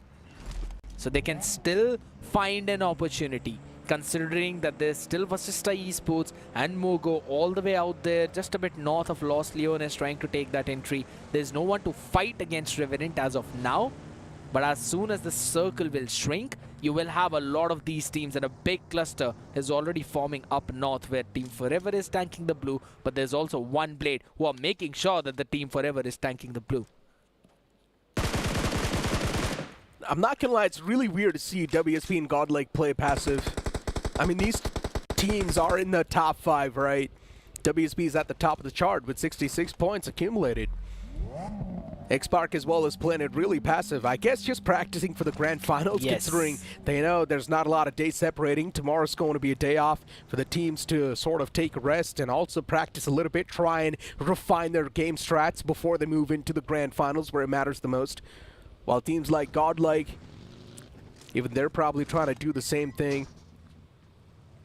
But yeah, for Aiku Soul, down to just a one-man squad in this one single game.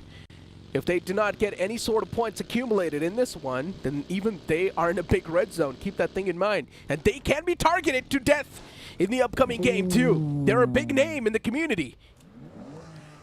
I kind of want to see that at this point. Yeah, I mean, you can call me devil if you want to, but I just want to see that kind of action. But as you mentioned, And as I was also mentioning at the same time, if Entity and Vishishta end up getting a few points, that means IQ Soul will be brought down, because no matter what, you can argue maybe, I guess it's Knuckle remaining. He can try to pull some shenanigans off, but it's not going to be anything big. He can try to get a few scraps, but there's still a lot of those teams remaining to get you any position points. And at the end of the day, you're only going to get a maximum of 1 or 2. So that's not pulling you in a safe net, in a safe zone. Entity and Vishishta can definitely try to bridge that gap in this position. I mean, if we could get the map on the board, right, I can explain exactly what's going on the screen. I mean, I just love the position from Revenue Sports. They're spread out quite nicely. They've also got the high ground to play with. Yeah, there's a few highlights going on currently on the screen. This is how Team Z got eliminated from the game. And honestly, I'm pretty disappointed with the way that fight came out, because Team Z was supposed to be in the advantage side of things, but then Team Z just messed up big. And these little mess-ups are really happening because of the miscommunication.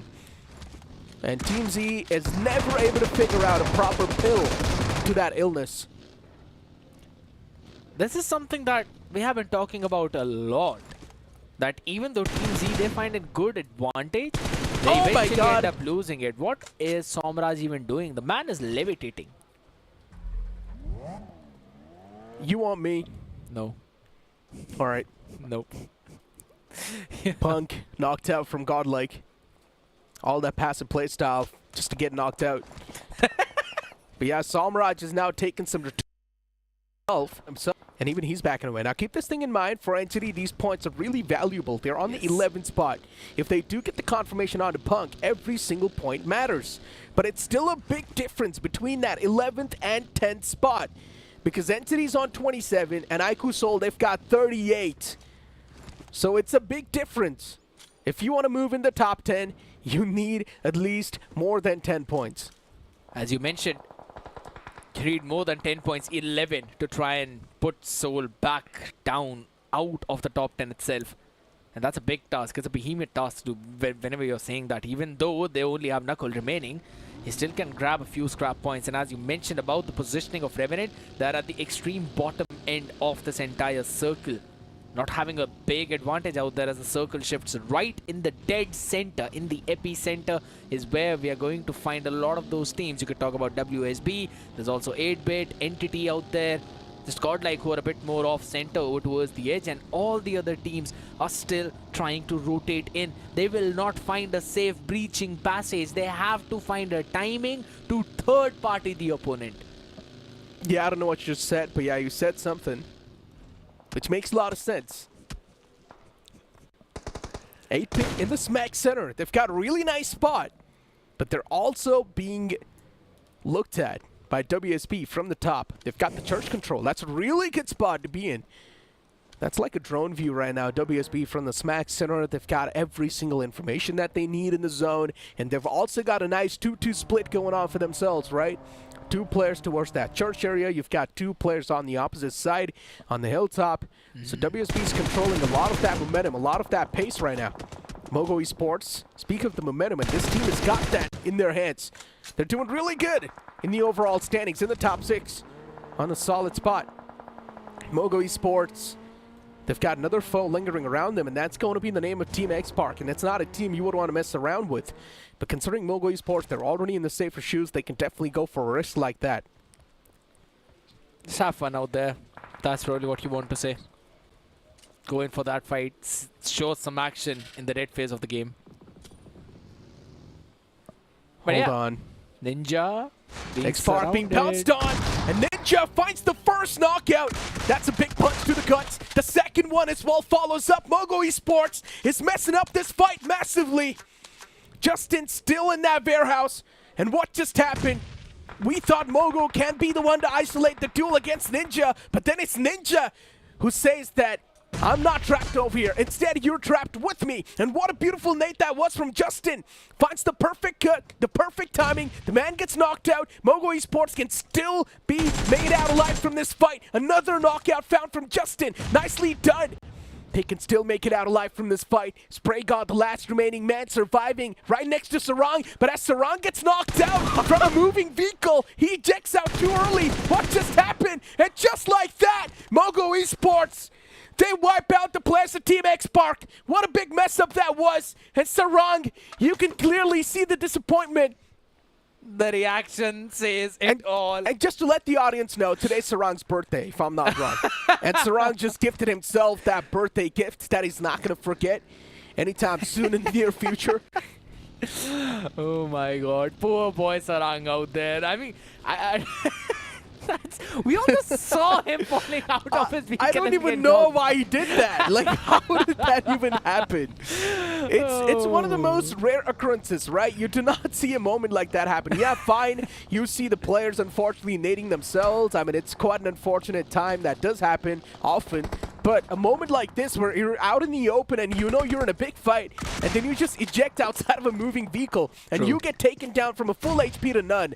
Now, that's quite unfortunate. Team Forever, the players a little bit pinned in this fight. Considering they've got the man advantage in this scenario for now, they can definitely outrule or outnumber the opponents. A beautiful Molotov to flush out the man from his comfort zone. Aquanox is there in the corner, but unfortunately the utilities are not being tossed to perfection. Aquanox is cooking up this one and only nade, and if this nade does not find any value, then it's a big problem. Aquanox patching himself up. The first nade's coming through. Few more seconds, he will be healthy, and he is now. Tosses out a few more smokes. That will be his lifesaver. Another smoke tossed outside of the window. I like this playstyle from Aquanox. He wants to move outside of this closet room because it's limiting his playstyle. It's limiting him and his movement. Finally, he moves out as well, as you mentioned. But where is the rest of the entity? All the way out in the far fray, trying to provide some cover already. That's a big thing. Shots being fired by Aquanox. His position is noted all the way out in the open. Still catches one. Oh my god, that's a really big knockout. Entity to find the opener. The first knockout in the fight. Even though Aquanox was the man pinned, then he makes sure that the opponents will feel unsafe and insecure in front of him.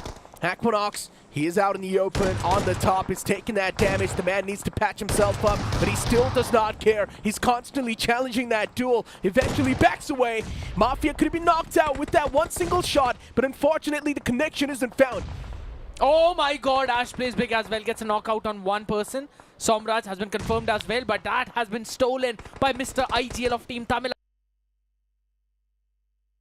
Point. Aquanox isn't trapped with Team Denver is trapped with Aquanox, and he's proven that. 3 men standing a Team Forever. Looking pretty strong so far. But considering even Entity's lost out in Somraj, so now the fight's on the equal grounds. But this one single man Aquanox, he's been a big pain in the foot for the players of Team Forever. And this splinter needs to be removed right now. Aquanox is still there. The irritation for Team Forever. Utilities are being tossed exactly to the spot where Aquanox can be. But for Entity, as long as Aquanox is back in the fray with the boys, it's all good in the hood. They're chilling. It's all fun, right? They can try and hold this down a bit more further. I don't think so it's fun. It's definitely not fun, considering you've got the opponent right next to you, and they're constantly trying to make sure that you're not in the game anymore. But here's the thing. Team Forever are the desperate ones here.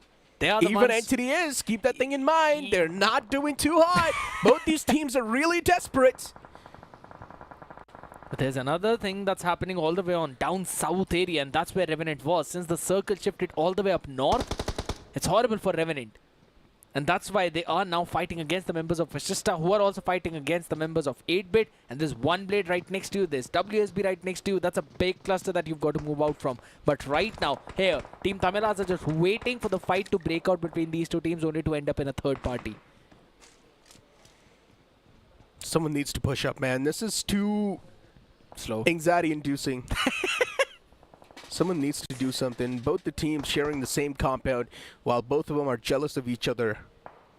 It's like two opposite zodiac signs trying to get along with each other, and it's just never going to work out. Team Forever and Entity, and now you've also got WSB in that same compound? Well, make that 3, the trifecta of death. 4 actually, there's Team Tamilas. I mean, they're a little bit far away, but still you talk about this compound itself. You've got 3 teams in this one single compound. It's the trifecta of death. Now, there's still one more building left with vacant. If another team wants to come in, they're welcomed. No rent. You don't need to pay rent here. You just need to toss out some nades on the other side. Try to survive. You pay rent with the finishes on the opponents. Yes. You empty out the other compounds. That's how you pay rent. But all right. All of the shenanigans later, because again, that's Vasishtha Esports right now being knocked by Aditya. I mentioned about this duel, and it's an important one as well, and it is outside of the circle for Vasishtha. They have to push up.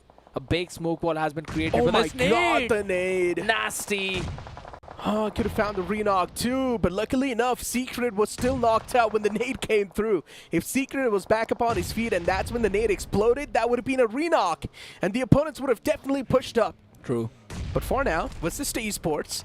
Oh, what is Wixkey doing? There's no way the man's in the middle of the street. Yeah, he does have the smoke grenades blooming for now, but for how long is he going to get that cover? Vasishtha Esports, they're running thin on patience. They make that push, but they've got a few more teams around the fray, and now they're also being the center of attraction. I'm not sure what Vasishtha Esports is trying to pull off here. Wixkey gets confirmed. Even Sam from Revenue Esports gets eliminated. Vasishtha Esports slowly and steadily losing out on the man number. They can't withstand the amount of damage that's being dealt against them. They've been taken out as well, and out of last four, it's Vasishtha who will probably end up being there, because OneBlade already got a few more points, just a couple of more to work them around with, and there's 8-Bit taking shots onto them. OneBlade just need 3 more points to try and move up in that top 12.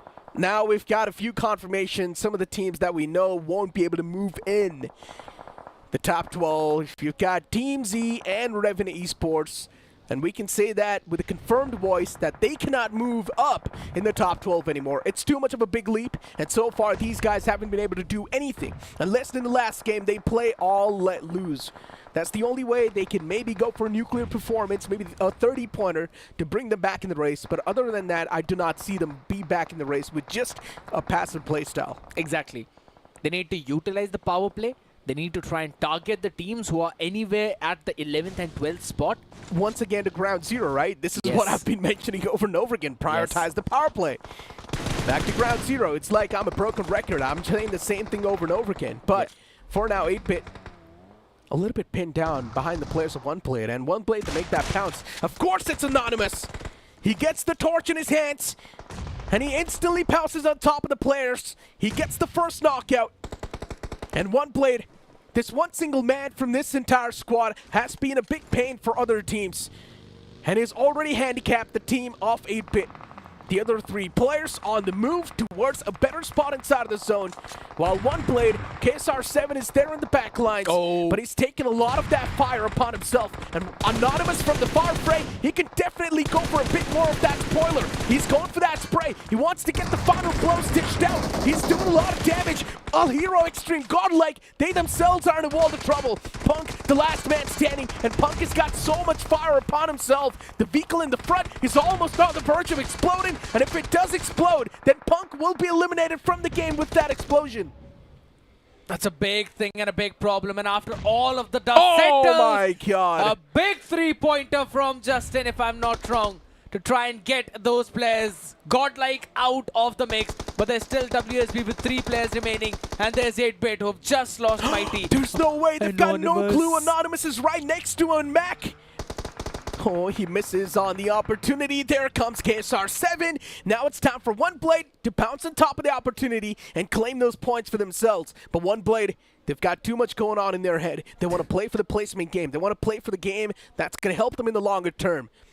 Mac and Mighty, they squeeze themselves back. They will be safe for now, but OneBlade could have gotten that 1 free elimination point. Keep this thing in mind, OneBlade, they still do have 2 vehicles to make that easy rotation inside of the safer zone. Yes. And the only reason why OneBlade isn't moving just yet is because they're waiting for the other teams to move out. But here's the big problem. Anonymous has got no meds upon himself, so he cannot wait for too long, and this zone's going to be doing too much damage.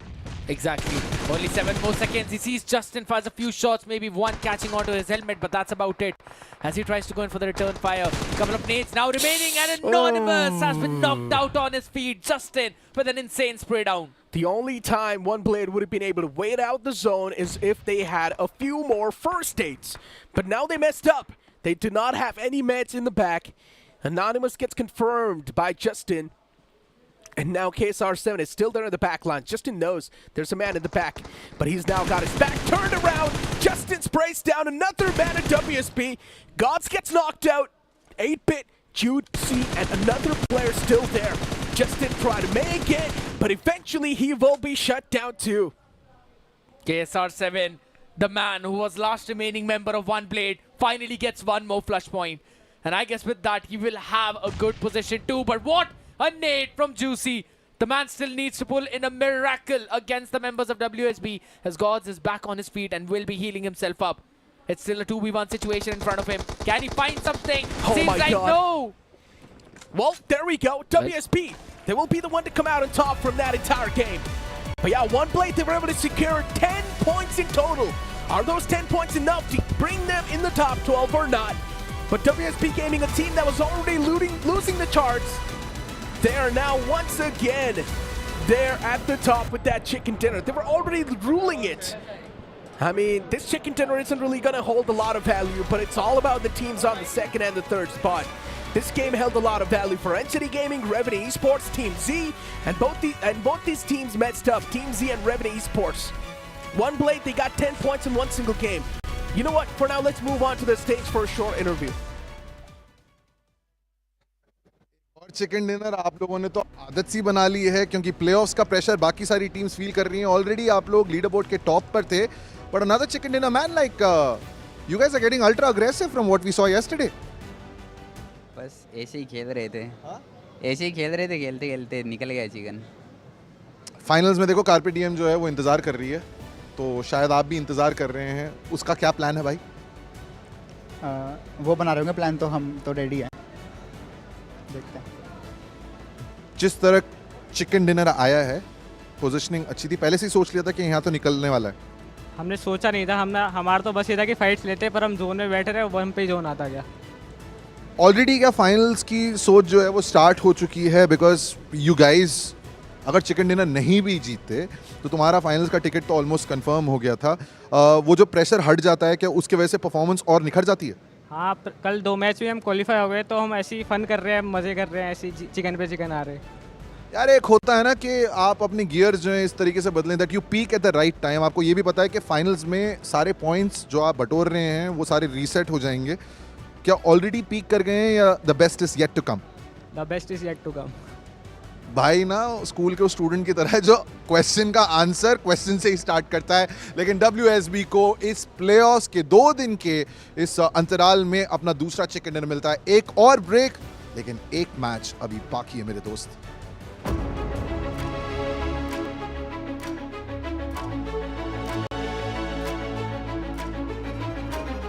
उसूल हमारा बस एक, बातें कम काम ज़्यादा.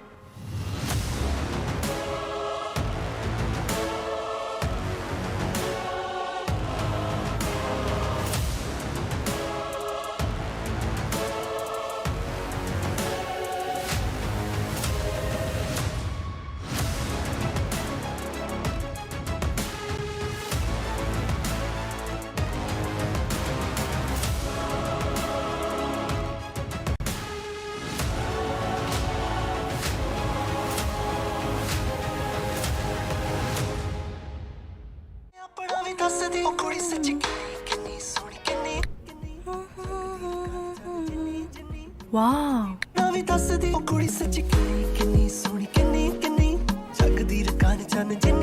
Circle to search.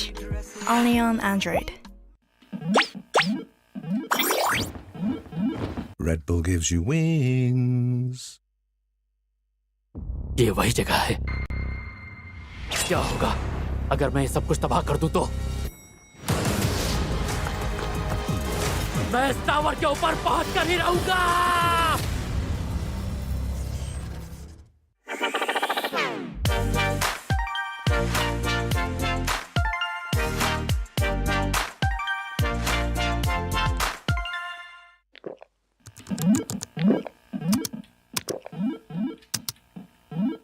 Red Bull gives you wings.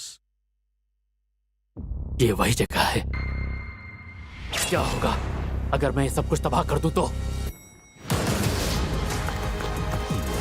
मैं इस tower के ऊपर पहुंच कर ही रहूंगा.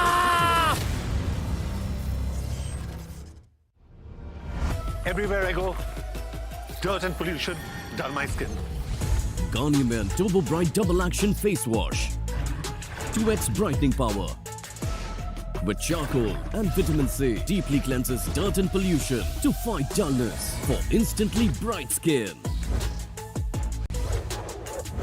Garnier Men Turbo Bright Double Action Face Wash. Try the #1 men's face wash in India. By Garnier Men.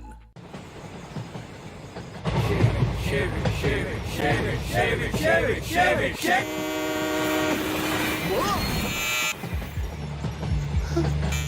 What's the worst that could happen? What's the best that could happen?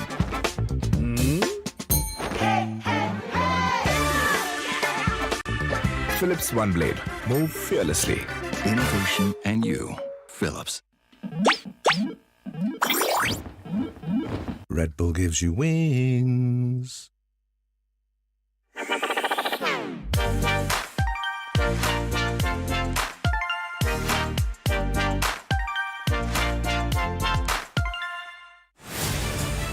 To live your life the way you want.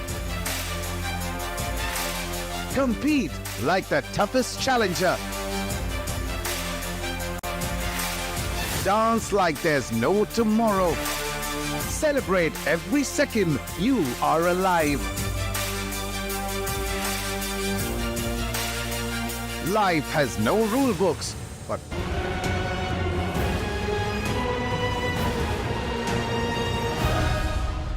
Welcome back after that short commercial break. And yes, the third game of the day is still done. You've only got one last game left alive. 4 to find out which will be those bottom 4 teams who will be eliminated from the BGMS Season 3. But let's speak about some good stuff, and that's going to be Crunchyroll, because it's the largest anime library of India with over 800 plus shows, and you can also watch those shows in your preferred languages. And all of that just for 79 rupees per month. Isn't that super crazy? Absolutely, it is. I love that. So make sure you get that Crunchyroll subscription. In the meantime, we'll have a look at the man who was the MVP of this game, and that was Justin. After how long are we seeing a player from Mogo become the MVP like that? Yeah, I mean, Justin popping out from all the different frays. Then you've also got Veyron being the best companion for OG, and Arman from WSB being the finisher. And keep this thing in mind, listen, Arman wasn't really able to perform in the league stage. We had a conversation about this, but Arman has always been a man who has been the main forefront of the firepower of WSB. Not this one, but I'm talking about the past one. Arman was able to put up some insane amount of number for WSB. But now here's the real conversation. One Blade and Entity, they were not that far away when it comes to the points table. And I think so, if I'm not wrong, with my calculations, they have tied up on the overall board. I mean, that's some good amount of math that you did out there. But yes, even I think so that maybe they both are tied somewhere around 31 points, I believe. That's where our maths led us to. But it comes down to the position points as to which team has got the better position points, right? So we are talking about that. We're brainstorming it. We're having a look at it already. We're not talking about the top 8. They've already qualified. Team Tamilas with a 50 point at the 8th position. They're already done for. They're moving forward. Let's speak about the latter half of the boards, because that's what's going to matter the most. Even for Entity, they're still in that danger zone, still in the danger shoes. Not just Entity, even Aiku Soul now is not going to be feeling too good about themselves. From 10th till 12th, the position can be capitalized only if Assista Esports, Team Forever, and Team Z or maybe Revenue Esports do something crazy. But for Assista Esports, they definitely need to come out with a banger of a game, man. Absolutely true. I mean, 14 points is like the bare minimum that you need to reach at where the other teams are, the Entity and One Blade. You need something more than that to try and actually move up forward, and that is not happening until and unless we are seeing any drop collisions or the utilization of power play. I mean, who would have expected Assista Esports to be there on the latter half of the board in the bottom 4 when this entire tournament started? In the opening week, Assista Esports performed phenomenally well. In the league stage survival week, Assista Esports was at the top and no one was able to dethrone them. In the domination week is where the real struggle started to happen. But now that playoffs is over here, Assista Esports is not able to find any sort of momentum for themselves. And it is a team that is driven heavily by momentum, and that momentum is lost for now. This one last game might just be something that might just bring their mental back in the game, but all we're doing is speculating. I just don't really want to sound harsh right now, but I still feel I'm probably going to regret saying this, but I think so. Yes, I'm also going to agree with the bottom four that you have mentioned, that we might not see any major turmoils there. The only main thing that we might see is if probably Vashishta just decides to play their game. Apart from that, I don't think so anything else might happen. I mean, that will still be a big turn, though. One blade turn down in the bottom four. Vasista Esports making that pounce in the top 12. That will be super crucial because Vasista Esports is a lineup that is super impeccable. They have been proving themselves time and time in the past. Unfortunately, one single playoffs missed out. Yeah, that is quite a tough pill to swallow for the boys, but we know what they're capable of, man. Vasista Esports definitely do deserve that slot in the grand finals. But One Blade, even they have been doing quite nice. Anonymous from the side of One Blade. One single man is able to put up so much number for the team. He's been popping off a lot, and back when yesterday's Shadow was also here, we were having a discussion about the reason why One Blade is struggling that much is because of the fact that you are depending too much on Anonymous. The man has been putting up numbers, but he's the only man that's been putting up numbers for the side of One Blade, and everyone else also need to step up. That's the big thing, that's the big problem, because even the previous one, this time, again, Anonymous was not able to pop off. The team only had, 3 to 4 finishes, and they were grabbing those few scraps over towards the end. So you want to have the team play together as a unit. And One Blade in the previous game, they had 5 finish points and 5 placement points. So that was just perfect, right? They got 10 points in total. Now tied up with Entity Gaming. And even Entity is in a big world of trouble. They had 27 points before the previous game started. For Entity, we expected at least much more of a better performance. And if you look at the lineup, on paper, Entity's lineup is really solid. You've got a man like Raiden. In the past, he used to play under the banner of WSB. And he used to be on that MVP list majority of the times whenever WSB was doing good in the game. You've also got Toy, a man who's supposed to be the assaulter for Entity, and he's been proving himself time and time in that lineup. You've also got Samraj, such a well-equipped and so much experience Samraj packs. Absolutely, and then again, you talk about the entire lineup. It is power-packed. Aquanox, the 6-finger prodigy. You really think of the amount of firepower they bring on the table? It's impeccable. But then when you look at how they've been struggling in quite a lot of those maps, specifically Erangels, is where you see the trouble, right? I still remember we did talk about the fact how Entity is playing really good on Miramar, but struggles on Erangel, and that's what we saw even here as well. I know it sounds very funny and how we're looking at the man just switching things up while the other one was trying to slice and dice him. Look at Sama and Ronnie, so disappointed in each other. They never saw this coming, right? Especially one single man. And the only reason why that entire moment came through is because Aiku's Soul, they thought that the man is unequipped. He was out in the open. He was running naked. They thought that the man's got nothing. But then he pulls out a Uzi from the back, instantly strike the first man down, pulls out a shotgun, which was right there, and he takes down another player.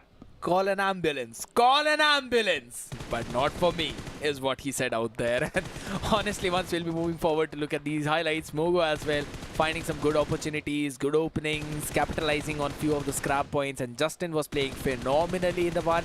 But again, a bit of an iffy spray from KSR7. It's absolutely fine. Still gets that confirmation. I mean, the opponent was jiggling around, right? So it makes a lot of sense. He was not able to connect those shots properly.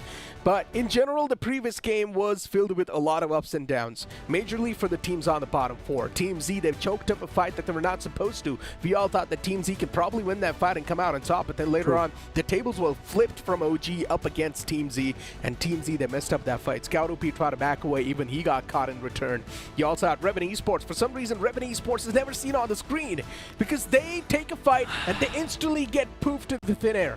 I mean, even on the previous one, I remember they were trying to take the entry from the southern part, being picked apart like that by probably Team Tamilas maybe. There's also so many teams that you've got to fight up against in these circumstances that there is not enough space for you to move inside that circle, with the point that you have been mentioning right from the beginning of this evening. And that has been the same thing, that there are so many teams remaining in the last few circles that you don't really have a good amount of opportunity to move in. Yeah, so here's my point, right? If you're playing it passive, if you're trying to rely on the rotations, and if the rotations aren't working out, then go for some 4-on-4 fights. You do not need to use your extra bit of brain for that. Just go and drop on top of a team, go for a fight, considering there's also power play. Even if you manage to wipe out the entire team, you get 8 points to start things off. And if you get a flawless squad wipe, well then that's a date with destiny, because that's something you need right now. The last game of the day is going to be beginning soon. The top 4 teams are already waiting for the bottom 12 teams in the grand finals. And who will be those 12 teams? Who will be those bottom 4 teams that will be eliminated today from the BGMS Season 3? It's a big question, and that question will be answered right here, right now, on this last map of Erangel. A lot of those questions will finally be answered. Some impeccable performances coming in from big names, and some dates with destinies, as you mentioned, are being brought onto the table. Mogo performing exceptionally well. Godlike getting their first chicken dinner. The storyline for these teams has been masterminding. What was that word? Yeah, masterminding. Masterminding. That's not even what I wanted to speak, but all right. Yeah, sometimes happen, right? We blabber so much that even our brain skips some frames. And then we just don't know what we're trying to say. Brain lag moment. Yeah, it does happen. Even us IRL, we do get some packet loss. But true. looking forward to the upcoming game. It's also going to be the last game of the day. Survival's on the line for Vasista Esports, in my opinion. Team Z, they haven't been able to perform, so let's be honest, let's rule them out for now. Even Revenue Esports, they're all the way at the bottom of the chart, so let's rule them out for now as well for that contention. Unless they go for nuclear performance, then that's a whole nother story. But this last game of the day needs to play aggressive. It needs to go super aggressive for the teams on the bottom 4. That's the only way they can solidify a slot for themselves in the top 4. But I still think Vasista Esports is going to play it passive. Probably, because again, Shadow, he definitely struggles whenever it comes down to those clutch moments as well. It kind of comes out in the team itself, and that's what we are seeing in the past 3 games. We really haven't seen Vasista Esports take a full-fledged 4-on-4 fight or any kind of fight where they are fully committed, where they are fully trusting of their players. But I think so it's time that they really need to push it forward. The last game in the hell this time, ladies and gentlemen. The playoffs will be ending after this, and we will get our confirmed bottom 4 who will be eliminated from the BGMS Season 3. As the plane flat path starts all the way from Nova towards shooting range. This plane flat path is perfect. Couldn't be any better.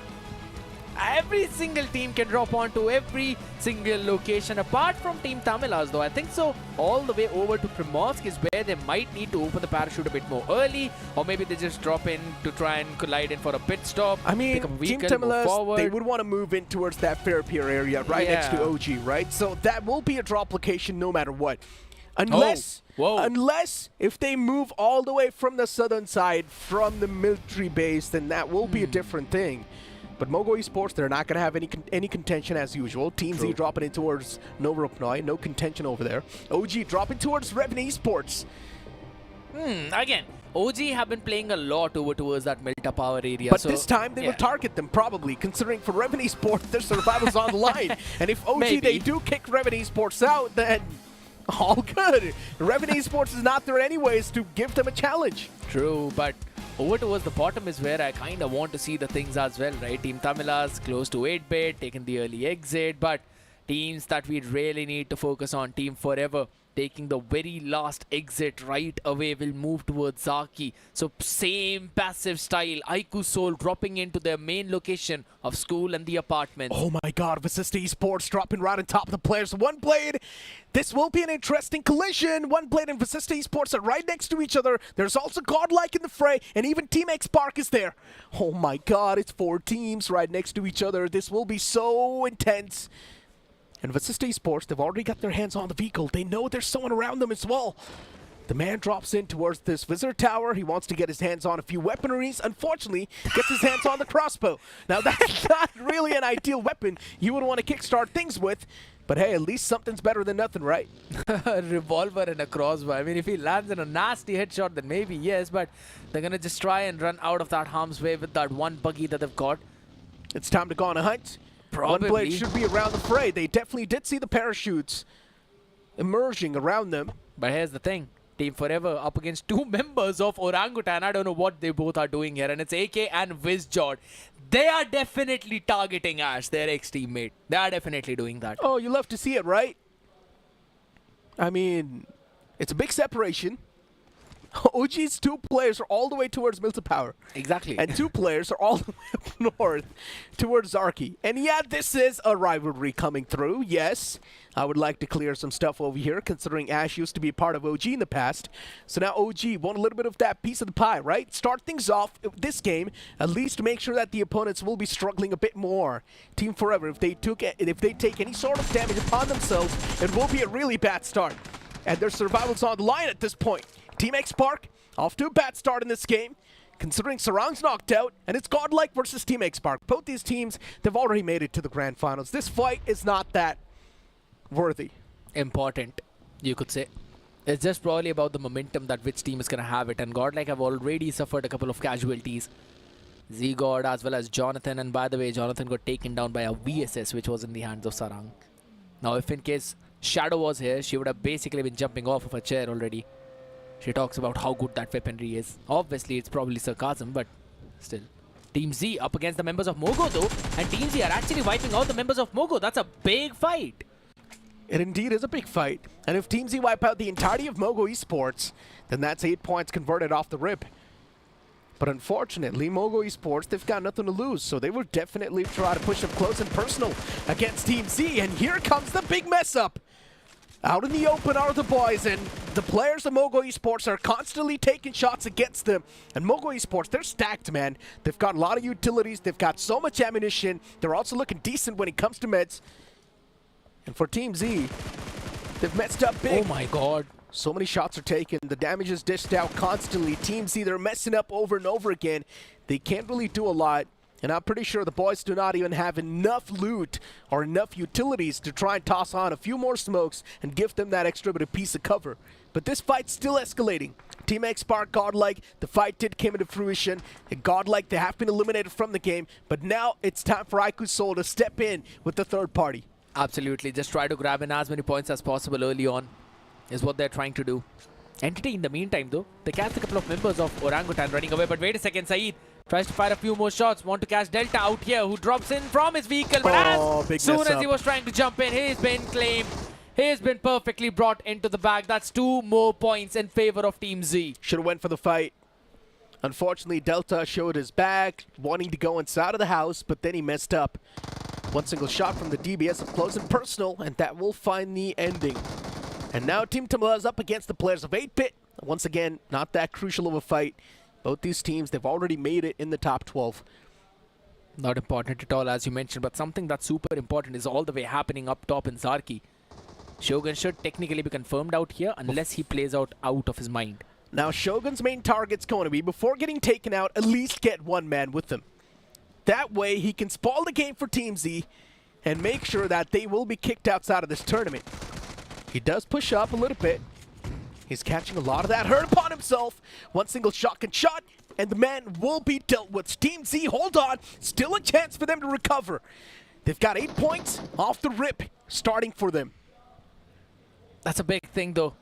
And they just, with that, cross for Sister Esports, and they did not lose even a single member, but that's only first fight that they've done. Revenant Esports were also down there trying to go in for a good third party, but they could not find where the fight was happening exactly. So they're just trying to scout out the entire area. Entity in the meantime losing outright, and this is a big thing. If Team Forever wins, then Entity will also be under the radar of being in the bottom 4. Entity, they're tied up with one blade, barely on the edge too. And for Team Z to cross the opponents on over, they need another big fight in the power play. Another 8 points converted maybe, and they can beat Revenant Esports if played properly.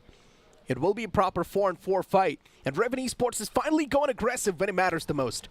Imagine if they would have taken the same approach before. It would have been a complete different storyline. I want to kind of say that for Team Z, to be very honest, because they took down the members of Mogo, and almost for the entirety of the Survival Week and Domination Week, we've constantly seen these two teams just go on a peace treaty out onto those areas. I mean, if Team Z could have done this, they should have done that so very early on. Why wait for that one last game? Why wait for the desperate times? That's a... again, normally you could say that it's fine, they're still trying to refine their main play style. But there's just again now a hunt down coming in between Team Z and Definite. Both these teams desperate for those points, and they are trying to target each other. It does not seem to me like the top teams are targeting the bottom teams. It's just the bottom teams trying to trample onto the corpses of their fellow mates. Persista Esports, as speculated, playing it safe. Not recommended. Not recommended, definitely, but if they do end up getting a chicken dinner, then the tides will be shifted. The buggy got stuck in such an awkward angle. Could not stop but laugh, but yeah. I mean, if they do end up get a chicken dinner, then that will be a big leap, a big catapult in the overall standings for Persista Esports. They've already gotten 25 points, and that's not that bad of a start to start things off with in this game. The only thing Persista Esports is searching for, a decent game and a chicken dinner. And if they do get it, well then, it will be a hell of a playoffs, I'm not going to lie. But OG's Veron, considering OG, they were trying to pull off some weird shenanigans. Now Veron and the boys, they're there down south up against the players of One Blade. And this fight will be important too, considering if Veron even finds one single finishing blow against the opponent for One Blade, it will already be a bad mental state. Oh my god, Revenant messing up the fight already, losing two of those members. Scout standing there in one important compound. Tries to go in for the DPS shots, but will finally be knocked down by Flock. It was so close. I thought that Scout is almost going to take down Flock too. It was way too close. Revenant Esports, they've already messed up the fight in big margins. Scout OP is taken down, and I guess Team Z now is going to try to play it a little bit more safe. They're going to try to prioritize the placement points. They would not want to go for this fight, but instead they should. It's an open invitation by the opponents, considering they're quite hurt, they're quite bruised up and scratched up. Team Z, they can get a better spot in their hands in the fight. They can try and fire down the opponents from the far frame. That's exactly what Team Z is doing. I like the approach, but there's Sensei on the left lines, and Sensei can be a big surprise package for Revenant Esports. If he does surprise the players of Team Z with his presence, then Team Z will be in a really bad condition. As you mentioned, Team Z might be in a bad condition if in case Sensei is able to surprise them, but it seems like he's the first one who might get targeted out there going towards the shorelines. Yeah, I'm not sure what the gameplay is going to be for Revenant Esports. What? Are they looking to take a water rotation on the main island? Do they think that bridge is being camped by someone else? Maybe. Is that what it is? I'm not sure.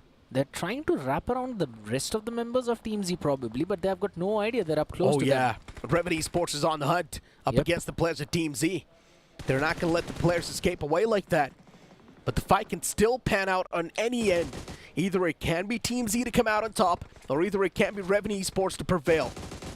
If Team Z gets eliminated, we know they're not going to be the one to move forward in this entire run. If Revenant Esports gets eliminated, well then quite unfortunate. But yeah, for Revenant Esports, every single point they gain over here will be super important. They've already shut down Scout OP in that fight, so that's going to be 2 points to kickstart things. They are trying to just wrap around the members of Team Z. Mess. And again, I think so Team Z could have gone in for that fight. They had a perfect opportunity when two players were knocked out. Brilliant from Kylo. Trying to create an off angle against the opponents, making sure that he will be left unnoticed. But then Sensei's there at the top and he exactly knows what's going on. Sensei's going to give the perfect callouts to his teammates. Yes. Team Z, they still do wrap around from the back and they're doing a lot of damage. Kylo gets the confirmation. Nicely done. Revenant Esports losing out on the Flock. That's a big thing, and that's a big loss as well. Flock had been one of the players who was finding so much value for Revenant. But now that's not going to be the case. Kylo, as you mentioned, created that off angle, got that confirmation too, and now is moving backwards to the safety lines of his team. Beautiful play to equalize the numbers. Team Z doing a phenomenal job, and seems like the circle is not going to be their friend whatsoever. Shifts up all the way towards the up north, and that's a long distance that you've got to cover. What is going to be the decision for Revenant? There's no power play available now, by the way, so that's another important factor. No more 2 points. It's only single point per elimination. And we've already lost a member. Seems like Revenant should be out of the race of that top 12 by this time.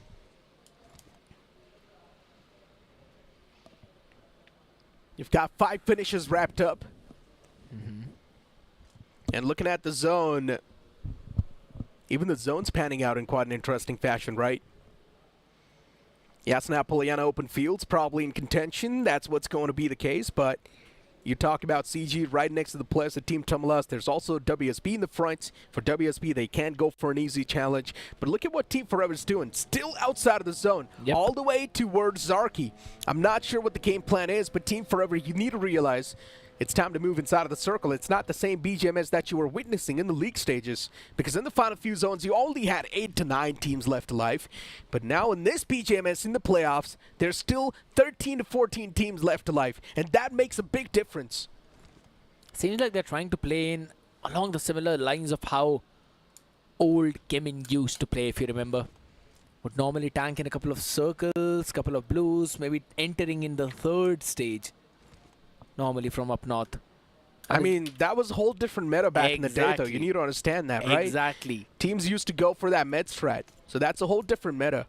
The main concern over here is that you do not really get a lot of points for placement anyways, so that med strat meta does not really come into play that well anyways, so yeah.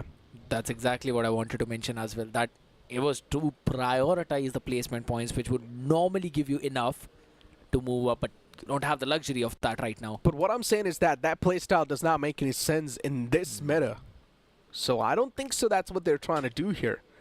Yeah, they're definitely trying to focus on the chicken dinner. That makes a lot of sense. But how can you focus on the chicken dinner if you're not doing too good when it comes to the placement and also when it comes to med situation in the game? That's the whole point. I mean, after all that looting, only having just 1 first aid with you, that's a big problem coming in. Few of the players might have something, but I don't know apart from that. Cool looking Bugatti out there. Members of Carnival Gaming just sitting behind it, trying to prioritize a good positioning, and Revenant just decided to back off from that engagement though, by the way. They're already all the way back in Milta. Gonna try and gather some of the utilities to move up front. Yeah, unfortunate for Revenant. They were only able to get 1 single elimination in the span of that power play, which is super not worth it. But Scout OP almost turned the tables against the opponents. True. It could have been anyone's ball game at that point.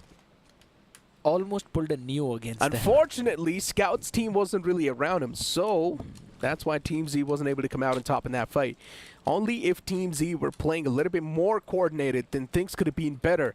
And that's where Team Z's, once again, map awareness and the surrounding awareness comes into play. Now, Team Z should realize one thing. Anyone who sees their name in the elimination feed would know that Team Z is the team that's struggling to make their spot in the top 12. And that's where the call-out should have been made that, yes, guys, let's stick together if we're taking a fight. Even after the fight, we should stick together because we will be targeted 100%. Just the inexperience probably coming in from the rest of the players, but again, not even the inexperience, man. I mean, Kylo's been there for a while. True. It's not the inexperience, dude. I just think it's the main call-outs that are being messed up from Team Z. The communication has always been shaky for this team. Right. But at least one good thing that is happening for them is, in fact, that Saeed is the one who's got 3 finishes and he's still up and going. As long as this man stays up and alive, along with Kylo and Addy, I think so they might be able to pull themselves off. But at a bare minimum, a chicken dinner along with a few extra eliminations is what they really need right now. Such a slow game. I don't know where the action's just dialed down.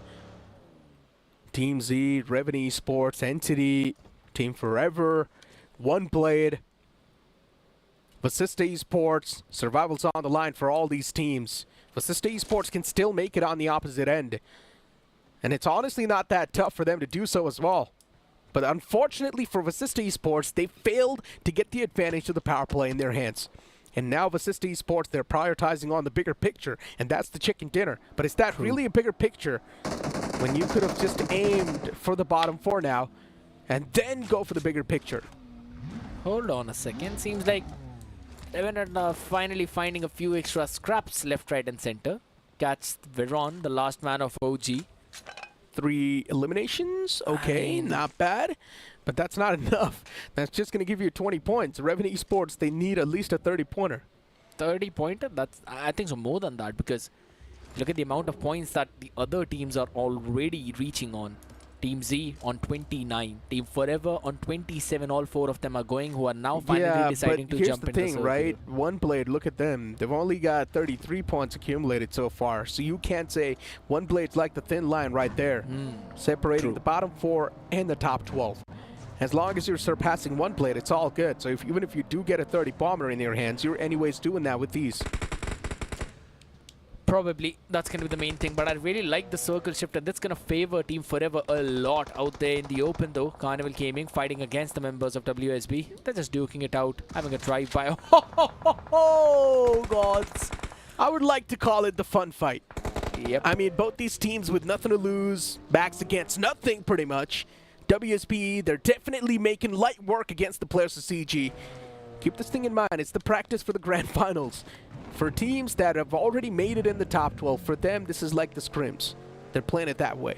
They're practicing to get their hands warmed up before they move into the grand finals. They won't be able to get such a realistic practice anytime soon, because tomorrow's going to be a day off, right? Probably the hands are going to fall cold. Maybe they might play in a few more scrims. That's what you always love I would like to be a part of that. Of course you do. That's what you've been saying from the entire evening now. That you want to be part of the scrims. You want to see where all these teams drop. You want to give out the leaks to all the people. But either ways, sounds pretty fun. Actually, I want to drop class someone in the scrims. That's what I want to do. Just want to play for the fun. But yeah, for Raven Esports, Hulk was smashed this time. You've only got 3 more players left alive, Aim God, Hanzo, and Reaper. And these 3 players, the 3 main pillars of the lineup. And yeah, considering it is the Yasna Poliana in the main focus, you've got Aiku Soul from the bottom side moving up slowly and steadily. You've also got WSB trying to move all the way from the left side. It's going to be a major wraparound coming into play. Aiku Soul, they're trying to be the gatekeepers. But WSB, another one of those teams that has got nothing to lose. But Aiku Soul still maybe just looking to tip off the points in the overall board, considering they are still there in that danger zone, barely in that danger zone, if you'd like to say. Probably. And they're taking fight for the team. Oh my god, that nade! It was so good! All the way from the far fray, the nade's being tossed to perfection behind that stone. And the man gets knocked out. Shikari never saw this one coming. Who would have thought? Nade from such a far line will be tossed to perfection. And it was cooked to perfection as well. And now the remaining 3 players of WSP, they're on the run. Definitely you will be scared after that nade, right? Absolutely. Zeref trying to dodge a few of those bullets. Oh Buggy. no, Buggy. It turns around. That's a horrible ending for the man out in the open. Gets knocked out by Knuckle. It's done. WSP, they lost out on 2 players in this one single engagement. And now WSB, they can't fight back against Aiku Soul anymore. There we go. 3 points already accumulated. They've already tipped it off. They have qualified. That's again 41 points, and I'd say 42 points to be specific. They're absolutely fine now. There's no way to tip this team off. I know I was just trying to pull a imaginary scenario in the head. I'm not gonna lie, if Assista Esports gets kicked out from this tournament, it will be the biggest turnaround. Yes. One of those major thriller movies turnarounds, right? It would be something like that. A storyline that we never saw coming because of Assista Esports, a team that was dominating the entire Season 3, and then they just get kicked out from the playoffs. First of all, we never expected Assista Esports to see over here. True. We expected them to be in the top 4 the whole time. But then when it mattered the most, the players choked. But for now, if you look at the position of One Blade, they're pretty much trying to control the entirety of Stalber. Entity Gaming's going to try to breach in from the back. Entity and Team Forever, both these teams are super desperate. Right next to One Blade, all the teams on the northern side are desperate ones. And even a couple of teams all the way over down towards... Even Revenant's making their way towards north. Western part, Revenant on the eastern part, who are now making their way over Revenant's up north. on the north. This up north fight is going to be the deciding factor for all of these teams. Yeah, everyone's desperate, and WSP, oh no! They get a piece of Revenant Esports' Seth. And Revenue Esports now down to a two-man squad. It's done. As you mentioned, Revenue Esports, they're not going to move up in the grand finals anymore with just a two-man squad at least. Shots being fired onto Blaze himself as well as the fight now breaks out. It's going to be Team Tamilas taking a few extra shots against their opponents.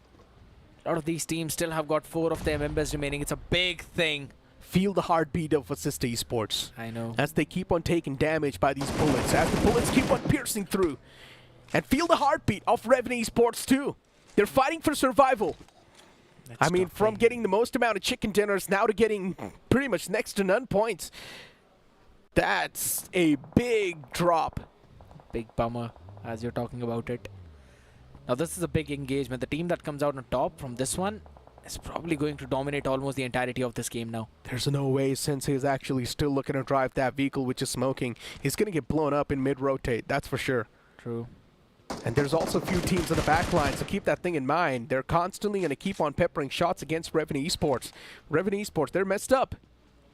Again, their position is not very good right now. The only thing that's actually saving them is that one blade is focused on Entity. And also Team Forever. That's about it. Few of those smokes that they have. They did blow up the vehicle to create a hard cover at least, so that they'd survive for a while, but a couple of nades falling onto this area. Oh, Blaze is done. Blaze is done. Oh my god, the vehicle almost blew up. Blow it up. Create the hard cover. Arman tries to fire in a few shots, wants the other person, but has to also go into the circle as he's taking damage from the blue. Yeah, WSB Gaming slowly and steadily making their way against the players of Entity. And WSB is one of those teams that has got nothing to lose before Entity. Everything's on the line still. But if Entity, they do stay alive for a bit longer, then it's all going to be good in the hood. Team Forever, even they're still alive with all the 4 men standing. For Team Z, they've already accumulated 10 finish points. That's big. Team Z can still make that bounce back. Only if they wipe out one blade, or if one blade gets stops and they get a few extra points. That's a big thing you're talking about. Yeah, look at the players of Global Esports and God's Reign just sitting in the back and enjoying the show, right? As these teams duke it out for their survival. Another side was filled up with all the desperate teams, as now Team Forever, they're looking a little bit more confident with their approach. One blade on the other side, they're still looking pretty strong considering they've got all the 4 players still alive. Even with Assista Esports in the Yasna Poliana City, looking pretty solid. But if the zone moves away from that Yasna Poliana City, that's when the real ice will start to break. And that's what exactly happened, sort of moves away from the city. And now with Assista Esports, they're barely on the edge. Team Tamilas will be forcing their way in their fight. For now, Entity struggling into that Wizard Tower itself. WSB down there over. They will be taken out too. That's going to be very difficult to deal with right now. Slowly and steadily, almost all of these teams just playing over towards the edge. No one in the epicenter. WSB has been wiped out through all of that chaos. It's again Aquanox taking a lot of damage from the other side. It's going to be Revenant who are struggling. They are in the circle though, so they can try and find some opportunities to gather a few scrap points left, right and center. But Team Z is a team that you have to watch out for. Yeah. Haiku Soul. Oh my god. I mean, this fight is now getting me at the edge of my seat. Knuckle is up close and personal. And constantly looking at Ash. He's staring into his soul. Ash, no, survival's on the line, and Ash messes up. He nades himself. He's now knocked out, swinging the tides in the favor of Haiku Soul with that one single mess. And now it's Team Forever who are constantly losing out on the man number. What just happened? It's panic. It's sure panic and the pressure, which Ash cracked under. And Ash unfortunately naded himself, swinging the advantage in the hands of Haiku Soul. And Haiku Soul are constantly hitting back the players of Team Forever. Oh, Ninja is the only man left alive, the final glimmer of hope. And Team Forever, I don't think so a lot can be done. If they get eliminated right here, no placement points will be awarded to them. And that's what happens. They have been eliminated. And Team Forever will be eliminated from this entire run.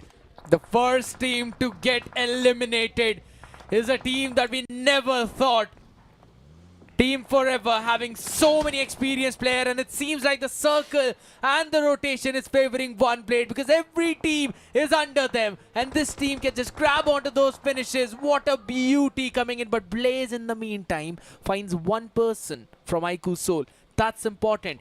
Revenant can still make it if they find some good opportunities, some good possibilities of third party, but seems very difficult. Stop. That's too much of copium at this point. I mean... No, there's no way Revenant Esports can make it. One blade has already crossed that point mark. It's a big difference. They need to get at least... I mean, one blade right now is on 35 points, and Revenant Esports is on 21. That's such a big difference. That's not happening. They need to get 14 points in one single game, and that seems a little bit too much. That to just tie it off. They need at least 15 points to topple them over. Yeah, Vasista Esports, they have finally made a send-it moment. And Vasista Esports, they're not looking too comfortable in that spot. They're also being the center of attraction. Sensei finds the knockout on the Secret. Vasista Esports slowly and steadily being dismantled. I'm not sure why they did this. They should have just stayed pinned down in that same apartment. But Vasista Esports, they're panicking. Big chokes coming in from big names out here. Humongous problems. And there's such a humongous cluster down south. All the teams trying to just stay alive, and the blue will finally push them out in the open. The smokes are going to be crucial. It's going to become a foggy ground out here in the open fields of Yasnaya Polyana over the northern side. And one blade is in a prime position to just move up forward. It should be done and dusted now. Revenant Esports 2 now starting to face the brunt. Blade's knocked out. Sensei in the back, the last man surviving. Sensei's trying to take the fight. And the man gets eliminated. Revenant Esports, they're not going to be a part of the grand final still. They have been eliminated from this BGMS Season 3. It's only Team Z that can probably try and pull something off as they take the fight against the members of Entity. As Akmanox tries to patch himself up as well, needs to move forward. Saeed in front of him. They've already lost one of the members. Shots fired, and Akmanox brought down on his knees. Addy's still here trying to grab in the confirmation as well. Oh my god, Team Z, they can still stop One Blade. They can still make this comeback. The One Blade, they have toppled over Entity. Oh my god, it's way too close. One Blade Sarkar is also doing a few more damage, a little bit of more damage against the players of Vasista Esports. Vasista Esports down to just that one last man. They're trying their best to stay alive for as long as possible in the game, but One Blade, they have pretty much made their run possible. Vasista Esports' is Apollo gets burnt to his death, and that's it! Even Vasista Esports, they have been showcased the gateway back to their home. Their tickets have been booked, and they must be ready to leave for the airport. No, it comes down to just Team Z and One Blade. If they can try and find a few more openings, Addy is so very low in that HP, and as soon as the timer runs out, the blue will move forward. We're gonna have stalemate for a few extra seconds, but everyone is just trying to find the position of all the other teams. Entity as well, down to their last member. How much more can Toy do is the big question. But do Team Z realize there's a man up on top? Oh my god. Unfortunately, Addy's lost out. KSR 7. One Blade, they do not realize how lucky they are that the zone's favoring them constantly. If the zone wouldn't have been with the players of One Blade, everything would have messed up. But usually this is what happens. And as you mentioned, there's no time left. Yeah, the revival was there on the man who was knocked out. But then it's time for the Met strat. Who's going to be the one to get the second spot secured for his team? Will be the one to barely squeeze themselves in that top 4 or in that top 12. Oh my god. This is way too intense. Will Entity be kicked out, or will it be Team Z will be kicked out? And I guess it will be Team Z who will be kicked out. And the man's making the run. And Toy, he puts that nail in the coffin. Team Entity, they have made it to the grand finals. And with that, Team Z, they have been showcased the gateway to hell. They will be eliminated from this tournament. You couldn't have asked for a better ending to this playoffs. One Blade, they secure a chicken dinner on the last game when it mattered the most. Entity, for them, their backs were against the wall. And they barely clutch it against Team Z. What a sprint that was. They tried their best. They tried their level best to move up forward. 7 eliminations. 4 of them were in the power play. 5 to be specific. 1 of Revenant. Revenant choked up big time, losing out on everything. This tournament was supposed to be theirs. But it seems like we've got to wait for one more for Sensei to maybe lift a major trophy. Revenant messed up, Team Forever. Ash messed up in big time. He naded himself. I'm not sure what Ash was thinking in that moment. But Ash messed up. Revenant messed up. Team Z, unfortunately, the man ran out of meds. That's why he made that push up close and personal. But even he was not able to get that capitalization. Let's move on to the stage. इस sport में हमने fairy tales के बारे में सुना है, लेकिन आज देख भी लिया है. One blade with the final chicken dinner of playoff day number 2. भाई, ओपन क्वालिफायर से ग्रैंड फिनाले तक का रास्ता सपने भी नहीं आते हैं ऐसे. तो हम जब ओपन क्वालिफायर्स खेले थे जिसमें से टॉप 1 क्वालिफाई होने, तब ये था कि छोड़ो कोई ना, होना नहीं है, बस रैंडम खेलो, अपना बेस्ट दो, बट हो गया. एंड यहाँ भी वही चीज़ थी जैसा आपको दिख रहा होगा, होना नहीं था बट हो गया, गॉड्स प्लान. लास्ट के कुछ जो क्षण थे उसमें टीम जी भी थी, साथ में आप भी थे. टीम तमिलस जो है अपना अल्ट्रा अग्रेसिव गेम दिखा रहे थे, लेकिन आपने चिकन डिनर फिर भी निकला है. जब ऐसे नर्वस मोमेंट्स आते हैं, क्या एक दूसरे के साथ में बातचीत चल रही होती है, या everybody is supposed to follow the rules and play their roles? इसमें हम दोनों चीज़ फॉलो अप करते हैं कि आप जैसे जो भी आईजल जैसे मैं हूँ कि आप मेरी हर एक बातों को फॉलो करो एंड पूरे मैच में चुप नहीं रहना. तो मैं जो भी तुम्हारे सामने जो भी दिख रहा है तुम उसको पास आउट कर दो, एक एक इन्फॉर्म टीम को पास करो, दैट्स इट. अब आप फाइनल में पहुंच चुके हैं, वहाँ पे सब कुछ रीसेट होने वाला है. जो हुआ उसको बुलाना होगा, एक नए सिरे से शुरुआत करनी होगी. उसको लेके आप क्या सोच है? जो हुआ उसको हम अभी यहीं कहीं भूल चुके हैं, वहाँ पे जो होगा वो सब दिख जाएगा. One blade with the final chicken dinner of the day. And यहाँ पे इन्होंने भी अपना रास्ता जो है वो बना लिया है उस ग्रैंड फिनाले के लिए. बॉयज, अब आपकी कहानी है.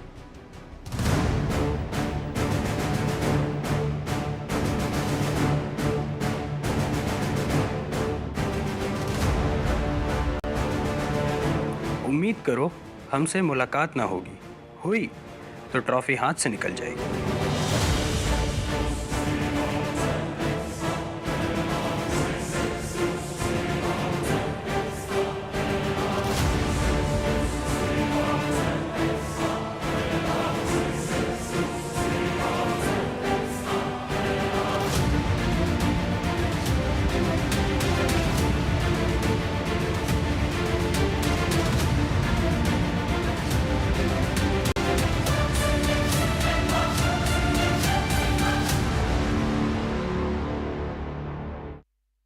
That was the final game of the playoffs, and as I mentioned a while ago, couldn't have asked for a better ending to the playoffs. It was so close. Team Z almost could have made it up, only if they would have gotten themselves that second spot. And you can see Team Forever, the players of course, a little bit sad, disheartened knowing the fact that they could have been the one to qualify, but unfortunately because of a few mess-ups here and there, the boys, they were not able to solidify their slot in the grand finals. You can also see Flock, he's not doing that great. Even Vashishta Esports out there as well in the crying faces. And this is the sad part about esports. There are teams who are celebrating, but there are also people who can't keep their tears into their eyes. Emotions flowing out in the wild. This is something that none of us expected. Vashishta Esports, a team that was on top for one of the longest durations in the survival week. Revenant Esports, a team that had the maximum number of chicken dinners in their bag.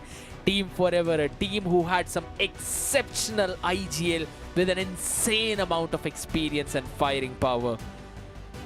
Not something we would normally expect. Team Z out there, they have got a man who has been an idol to most. A leader like none other. And a squad that could go toe-to-toe even with the gods of the game. Team Z definitely could have had a better chance to move up. All it came down to was those final 2 moments. And that's where Team Z unfortunately ran out of the meds, and they were forced to take an engagement against the remaining team who was right there in the name of Entity. Even for Entity, this was not supposed to be that much of a close call, but it still was. As you move into the MVP of that previous game, it's going to be Anonymous from One Blade, with 6 finishes wrapped up and 75% finish contribution. One Blade, as I mentioned, they do not realize how lucky they were that the zone was forming right on top of them over and over again. But this is the thing, usually even a circle like that forms where it involves a lot of that stall burn. Usually it shifts outside of that entire urban city. That is true, and awareness for the entire team of One Blade was so good that they kept on confirming, moving just a bit more outside to not allow anyone else to move in. As we move over towards the Philips One Blade move fearlessly moments of the day, we saw quite a bit of turmoil, but not a lot in terms of that bottom four. Philips One Blade move fearlessly moments of the day, and yeah, definitely a mix of emotions for some of the players, knowing the fact that their life's on the line. Some still hoping that a comeback can be there. For some teams who were there at the top, they were looking to spoil games and break some fans' heart. Godlike performing when it mattered the most. They have solidified their slot in the grand finals, while Team Z, another fan favorite team, missing out on that slot. It is quite unfortunate to see your favorite teams take an exit from a tournament like BGMS, but hey, it is what it is. That just means it's time to go back to the drawing boards and be a little bit better in the upcoming tournaments. There's still a lot more opportunities that will be waiting on the horizon. There's still a few official tournaments coming through, and these teams who have been eliminated can try to be a better shot in those tournaments. Absolutely. Something to work around with. If you're not winning, that means you're doing something wrong, and that's a good thing because you can improve. And if you're talking about improvement, even Ico Soul, based on some of the decisions that they took, were a bit rash, because we cannot ignore the fact that there was a point where even there could have been a possibility of Ico Soul being in that danger area, being in that red area. But it's absolutely fine. The experienced players pulled themselves back up from the brink. And talking about pulling yourself back up from the brink was definitely a resurgence for WSB in the entirety of the playoffs. WSB, they dominated the entire playoffs. They showcased what they're capable of. They showcased why WSB is known for their firepower. And they played phenomenally well. Godlike from the start of the day. They were just dominating through. They got the first chicken dinner with a lot of points. And then later on, Godlike knew that they've already made it. They've already done all the hard work that's necessary. And they kept on moving forward with that same momentum. The defending champions will be there, defending their title in the grand finals, while all the other 15 teams are looking forward to snatch that trophy away from them. Absolutely. It's going to be a very fun battle now in the grand finals itself, as we've got the top 16 for all of us, and we also saw the top 4 waiting out there, seeing the matches, seeing the action, trying to figure out which one of them will join us, which are the 4 that will have to say bye-bye to this entire stage. But that was definitely a great play and a great game. Exactly. I mean, I genuinely did not expect Vasista Esports to be there in the bottom 4. But hey, it is what it is. It's a lineup packed with a lot of potential, and it's a lineup packed with a lot of that talent. It has a lot of firepower too, but unfortunately under that pressure, the boys cracked. They do have a lot of experience too, and this was something that was not supposed to happen. But you know what? TVS Radar is our mobility partner. It's not just all about looks. There's a Smart Connect version with 99 connected feature. And guess what? It apparently comes with a 5-inch TFT screen. It is indeed super wicked. I'm gonna be there always to complete that line for you. As things go hand in hand, there are some things that always go and move up forward. That's gonna be the overall rankings as WSB top the charts with 87 points, but that is not where our focus is going to be. It's always going to be what's going to happen on that last page on the bottom 4, because they are the ones who are eliminated. Of course, production is not going to skip to that last page quickly enough, but here we go. Team Z, Vasista Esports, Team Forever, and Revenue Esports, they have been eliminated from the BGMS Season 3, and the top 12 teams, they will now make their way in the grand finals, where the top 4 teams from the league stage are already waiting for them. And this is where things will be even more spiced up. WSB, X-Spark, Raven, Mogo, Godlike, Orangutan, One Blade, Soul, Team Tamilas, 8-Bit Entity, Carnival Gaming. It's an evening that these teams will never forget. Specifically, One Blade and Entity, as they could have been knocked down. Team Z did perform out of their mind, but that was something that needed to be done for a long duration now. Yes, there are going to be sad faces out there. It is understandable because teams really did give in their all.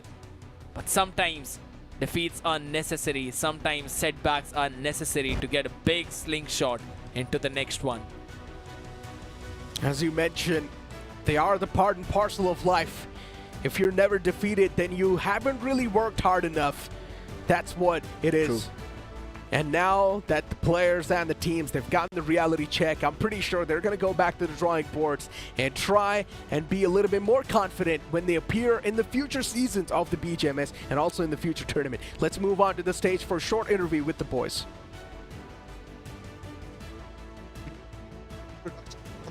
Loved, one of the most respected and one of the most experienced players. नहीं, player नहीं बोलेंगे, leader बोलेंगे. Scout, it's good to have you. Unfortunately, शायद जो नतीजा था वो वैसा नहीं मिला आपको, लेकिन उसके बावजूद Scout एक rumor चल रहा है, and I just wanted to clear it. ये announcement आई that ये team Z together last tournament, क्या ये Scout का भी last tournament है? वो clear कर दो बस.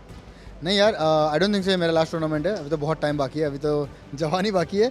बट हाँ, टीम जी लाइक सब लोग ने इस टीम की जर्नी देखी है from BGIS to master series LAN. अब अगला ऑफिशियल्स आ रहा है. सो टीम ने एक साथ आके डिसीजन लिया कि यार हम लोग कुछ तो मिस्टेक हो रही है.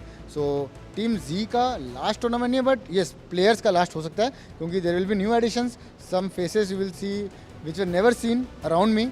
वो नए फेसेस आ सकते हैं, कुछ फेसेस जो मेरे साथ बहुत महीनों से थे वो जा सकते हैं. तो या it's a part of the sport. Some people come, some people leave. It's all about hustle.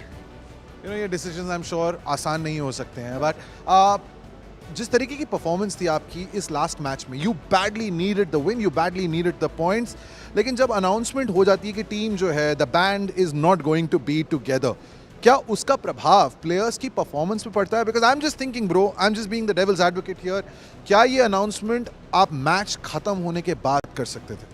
नहीं, ये चीज़ हम लोग हम लोग इतना मैच्योर इनफ है कि एक दूसरे के साथ वो डिस्कशन रहा है काफ़ी टाइम से. तो हम लोग ने एक साथ डिसाइड कर ही लिया था एक वीक पहले कि यार this is gonna be the last tournament for the team sticking together, क्योंकि इसके बाद नहीं पता कौन रहने वाला कौन नहीं रहने वाला. वो डिपेंड करने वाला था परफॉर्मेंस पे. तो अभी हम लोग को पिक्चर पूरा क्लियर है कैसे किस तरीके से हमें टीम को रिबिल्ड करना है. सो अगर हम लेट भी करते तो एक टाइप से वो धोखा हो जाता मेरे हिसाब से. मेरे को जो लगता है प्लेयर्स के साथ कि सब लोग एक्सपेक्टेशंस कुछ लेके रखे हैं और सडनली मिले वो फक टीम ही नहीं है. तो वो वाला मेरे को I don't believe in that. Rather कि पिक्चर क्लियर रखो अपने टीममेट्स के साथ, तो सब लोग मेंटली रेडी रहे कि what is gonna come. How soon are we gonna see you back? Next tournament 100%. Done. Bombshell interview. अब लड़के जो हैं इस पे लंबी बात करने वाले हैं in the studio. Yeah, a little bit of lineup switch up, right? And Team Z is definitely going to bring in some new faces on the board, which makes a lot of sense, right? If the same lineup isn't really working out, it's time to switch it up. It's time to try something new, and that's what Scout's going to do. It's not going to leave the competitive scenario, guys. Relax. Absolutely. But again, it was a very good evening, and now I'm really looking forward to see how teams are going to move far forward in the finals. Now what awaits are the grand finals, as you mentioned. The top 4 teams already qualified from the league stage, and now we've got our remaining 12 as well. We'll see you guys in the grand finals. That's it. Gonna be in the playoffs.